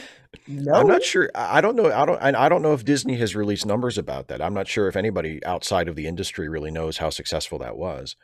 But I think that's why a lot of people are looking at like how the new Wonder Woman movie does, and if that will encourage other studios to do more of that, because I think the general consensus is that it's moving in the same sort of direction that like it's all everything eventually is just going to be digital, and Well, so what's so gonna, if what's gonna happen with that is it's gonna be house parties. yeah, probably perhaps yeah, yeah, I or, mean, yeah, it's gonna be movie theaters, but hosted, and you know people chip in. yeah, So you'll take the major theater out of it, and you'll watch movies with your friends, and you'll say, yeah. hey, thanks for letting me, come over and watch it on your nice big thing. Here's $5, and it won't be expensive Yeah. anymore. I agree with CMAC here. He says my point is that streaming is going to kill in-person cinema, but stage can't be replicated. I think that's probably how it's going to go. I think live theater will do better in the long run than movie theaters, because, and I say this as someone who loves movies and loves going to see movies in theaters. Um, if you tell me that, like, if COVID was not a thing and they released a movie that I really wanted to see and it was in theaters and also streaming like on the same day, I would probably watch it streaming. because it's easier to fit that into Yeah, my that's because you're a schedule. It's more hermit, Dave. convenient. Well, it's just easier. It's just, and especially if it was streaming on a service I already subscribed to, like if it's the HBO, like Mulan, you had to pay $30 for, so that's a barrier to a lot of people who don't want to pay more than that. But like Wonder Woman is gonna be on HBO Max just as part of the service. Like if you're already a subscriber, you If get to watch it when Mulan, it comes okay, out. no, no, no, no, because if Mulan had come out on Disney Plus and it was in the theaters, I would have gone. And you know how cheap I am. I would Yeah. have gone to the theater and I would have watched it in the theater. Okay, I mean, for certain movies, I might like if it was like a new Batman movie, and I heard that it was really good, I might go to the theater to see it. But generally speaking, and it's because it's just like I always used to think, um, I always used to think I would never be the kind of person that would read more books on a Kindle than like read a physical book, or that I wouldn't like rent movie or I wouldn't stream movies as much as I would like go to a video store to rent them. And like as soon as I had that capability, that I that's just because it's easier, it's quicker, it's cheaper. You don't have to worry about late fees. It's right. Yeah, You can no, you no, can. no.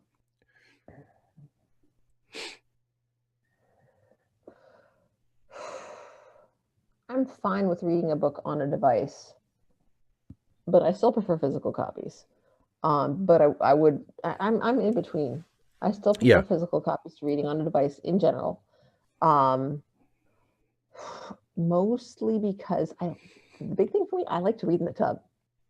Right. And you don't want to have something you're going to drop in the tub and then And it's if you drop gone. a book in the tub, it's gone. Yeah. And if you drop your device in the tub, they're all gone. Yeah. All of them. Yeah. And I have dropped my device in the tub. It's not good. So, I mean, and maybe they're not all gone. Maybe you just, lose the camera functionality. Right. Or you have to take your laptop to school and say, I need another one of these. sorry, can you fix this? Don't ask Or questions. don't And ask, don't tell. like I don't think movie theaters will completely ever go away, but I think they will become much more of a niche thing. Like I feel like big I feel like once studios realize that they can release big event movies streaming and still make a ton of money with it, that like big blockbuster releases like MCU movies and stuff like that are going to be fewer and fewer and will eventually for the most part go away, because people won't be watching them that way anymore. They'll be watching them at home, instead of going to the theater. Like the movies will still happen, but they won't be released. And that's like the model, I think, is going to change. And I think COVID has really accelerated that because everybody's been staying home and the movie, Do you think, somebody mentioned that theaters have to turn over more of the rights early on and then less later? Do you that's true. think Well, theaters I might think, become essentially like projection companies? As in, there was, it's been years now, but one of the movie theaters near where we live in Chattanooga mhm. did a Lord of the Rings marathon. Yeah, And I mean, it was fun, not because of, I mean, the movies, it's Lord of the Rings. But it's a community experience. Like the right, people who went to see that, it was an all freaking day thing. And not all day, but like you went out for brunch and right, then you saw the first movie and then like they had a catered meal. Like you got a meal and everybody's, stood around, talked, and you talked with people and you met people and da da da. And what was your favorite right, part of the movie? What characters do you like? Da da da. And then you went and you saw the second movie. And then after that, then they had a little dessert and some snacks. And then, same thing. And then you saw the third movie and then everybody said goodbye. And it was like this, early morning into late afternoon thing. yeah, But the movies had been out for a while. I mean, I think they did this before The Hobbit came out. right. So, I mean, you could essentially do that. Yeah, and I think stuff like that'll still happen. Because the other thing is, and CMOG mentions like it was going there anyway. Mm-hmm. There have been a couple of incidents over the last few years, and I can't remember. Like there have been Hollywood studios, because the studios, for the most part, the studios and the theater chains are separate entities. They work together, Hmm. but they aren't like the same thing. And there have been a couple of times I remember reading about where a studio was toying with the Oh, idea yes, second of breakfast. I'm there for was toying with the idea of releasing a big movie on streaming first, or maybe releasing it on streaming without waiting as long after the theatrical release. And the movie theater chains raised a huge stink about it because they were afraid that that would cut into their business. So there's a sense in which the movie theater, the live in-person movie theater business is kind of being propped up as it is, that. because the potential is there if the studios decide to say, hey, that's your problem, we're going to release our movies on streaming services and make our money, and if you can't stay in business, that's your deal. There's a sense in which that's already starting to happen, and it's only Yeah. because of like threatened revolts from the movie theater owners that it hasn't happened as much as as it has. Well, and I So think that theaters, if they're going to stay afloat, need to find, alternative revenue streams, because if negotiate, say, okay, if you're gonna release out digitally first, then we shouldn't have to give you as much of a cut of the profits when you send to us, right. because heck, it's not opening for us. And but it's also the same thing in theater. The theater that I've worked with the most, I mean, their opening night ticket sales are, ticket prices are higher Hmm. if you go opening night. It costs Yeah. more to go because it's opening night, and Right. I mean, it's the same show, guys. In fact, arguably, you got to go later in the run when we've Yeah, gotten you're more at those ease, you've worked the had kinks some out. extra practice. Yeah. So, but it's but there's it's not it's about that community experience in the Yeah. opening. And I saw, I think across my Facebook, no, across my Tumblr feed, that Ebert was dissing on hardcore fans, saying, when you camp out for movie tickets, or you camp out to get like the seats that you want for an opening, it's not about the movie, it's about the experience of doing that. So you can say that you did a thing and you're a real fan. And I'm like, Right. I had you up until the very end, because it is about the experience of doing the thing, because you're doing the thing with other people who are really excited about it. It's about that community. And I would say, if you're doing it just so that you can say, oh yeah, I camped out for 17 hours to get tickets to da da da, then you missed out. You missed out, because I totally did camp out for both tickets and seating to episode 1 of Star Wars. Yeah. And that experience was good.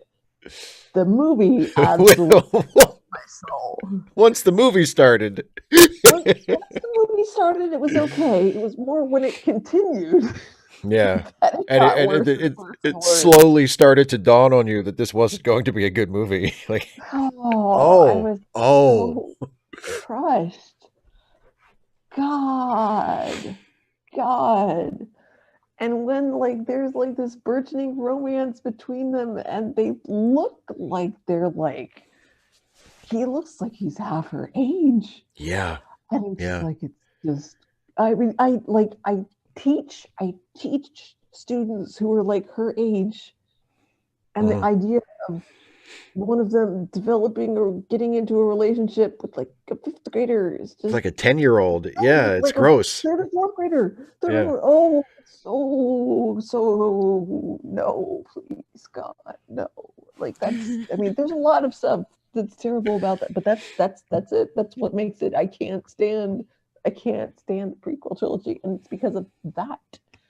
And I'm angry at the prequel trilogy because of how it treats Bodme, but that's Oh, yeah. that's not what I stand it. It's because of the romance, and that it starts when they're, oh God, like, Yeah. And there's no reason for it to be that way.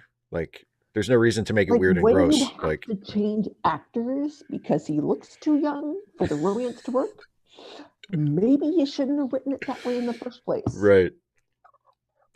And then of course, I don't know, we were watching something about Indiana Jones, and it came Oh, up that Marion was like 15. yeah. And you know, And he was, I always thought, I always had my headcanon was that he was a college student, she was a high school student. But right. apparently he was like a TA He was at a the time. professor or yeah, something like that. Yeah.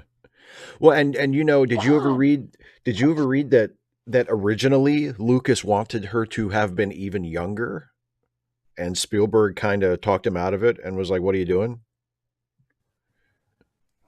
Yeah, like Lucas wanted her to be like even more like scandalously young when they were together. And I think it was Spielberg who was kind of like, "No, we're not doing that. Like Oh my God.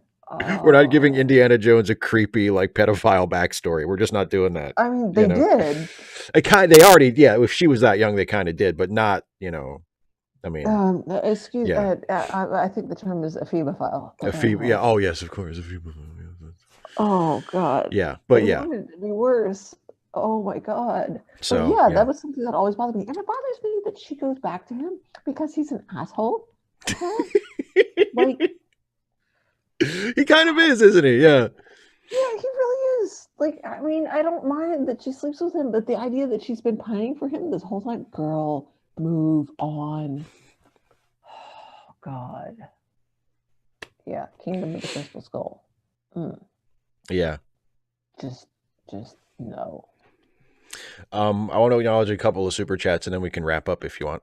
There's one it's one from John, another one from John Burns. That is not true love. That is not true love. That is gross and shameful and oh. Well, there is a JK, so. Oh, John Burns says Garrett Wong mentioned that the actors who played humans on Voyager were warned against showing emotion as the focus was on the aliens in the series. Yes, I've heard that. I mean, I'm sure that's true, but that's ridiculous. And then also a super chat from Loretta Hayes. Thanks, Loretta, who says, "I love this idea of a group watch for DS9. It's my favorite, of course. This has been quite fun. Thanks." Well, you're welcome. Thank you very much. We're glad you liked it. Oh yeah, her performance was great. She just should have had better things to work with. There's a lot of that. There's quite a few movies where you can say that. You can say the actors did wonderfully with what they were given. It's just a shame they didn't have more to work with. And just Harrison Ford is a skilled actor. Mm-hmm. Not a real big fan of him as a person, though. There's too much of the Indian Marion thing seems to flow from like the original trilogy.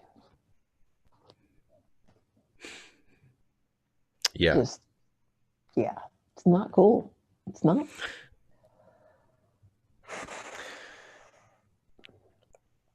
Super chat from Christina B, who says, "Thanks for the great content. I'm having a little trouble understanding Dana, though." Well, you know, I didn't understand her at first too, but I think we get each other now. It takes now. Also, right now, I've been I've been complaining, so I've been like talking a bit like this.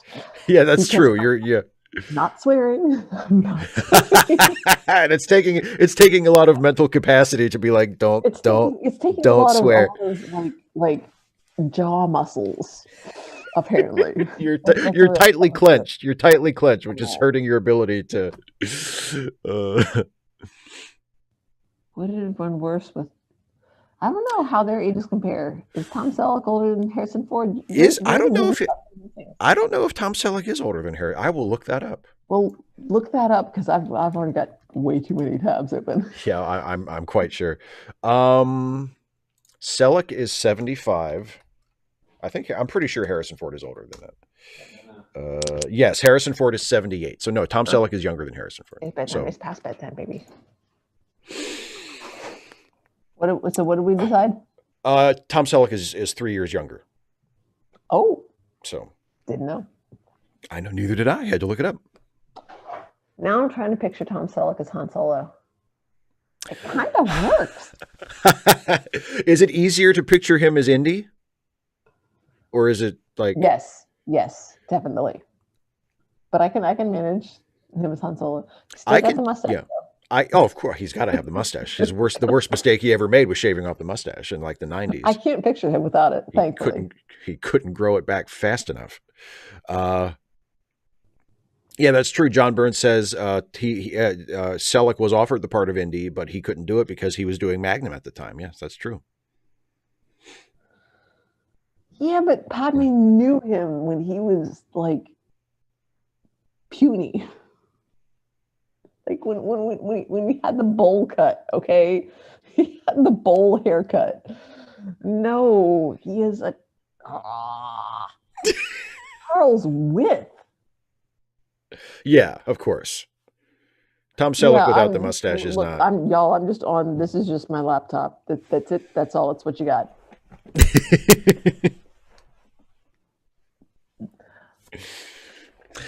So you want to call this? I'm not a real YouTuber, you guys. Not yet. I'm just working on it. We'll see. I'm not. You realize that's the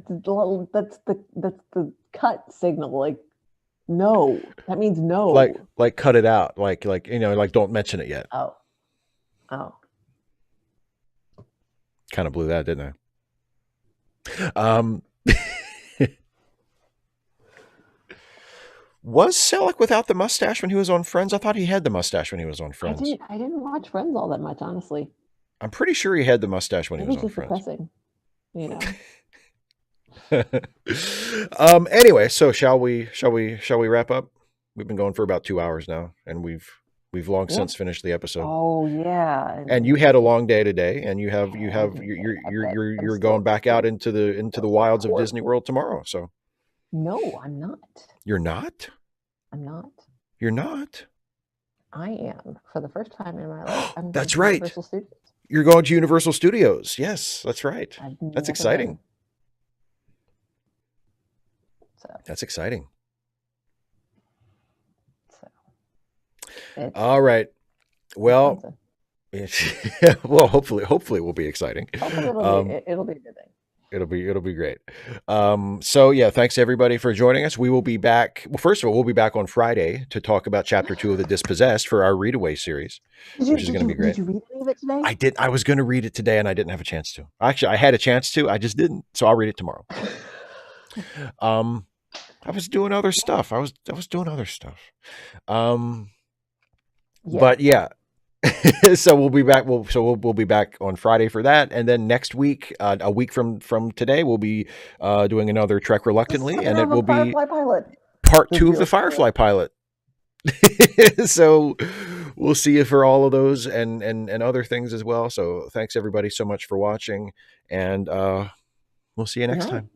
Good night, everybody.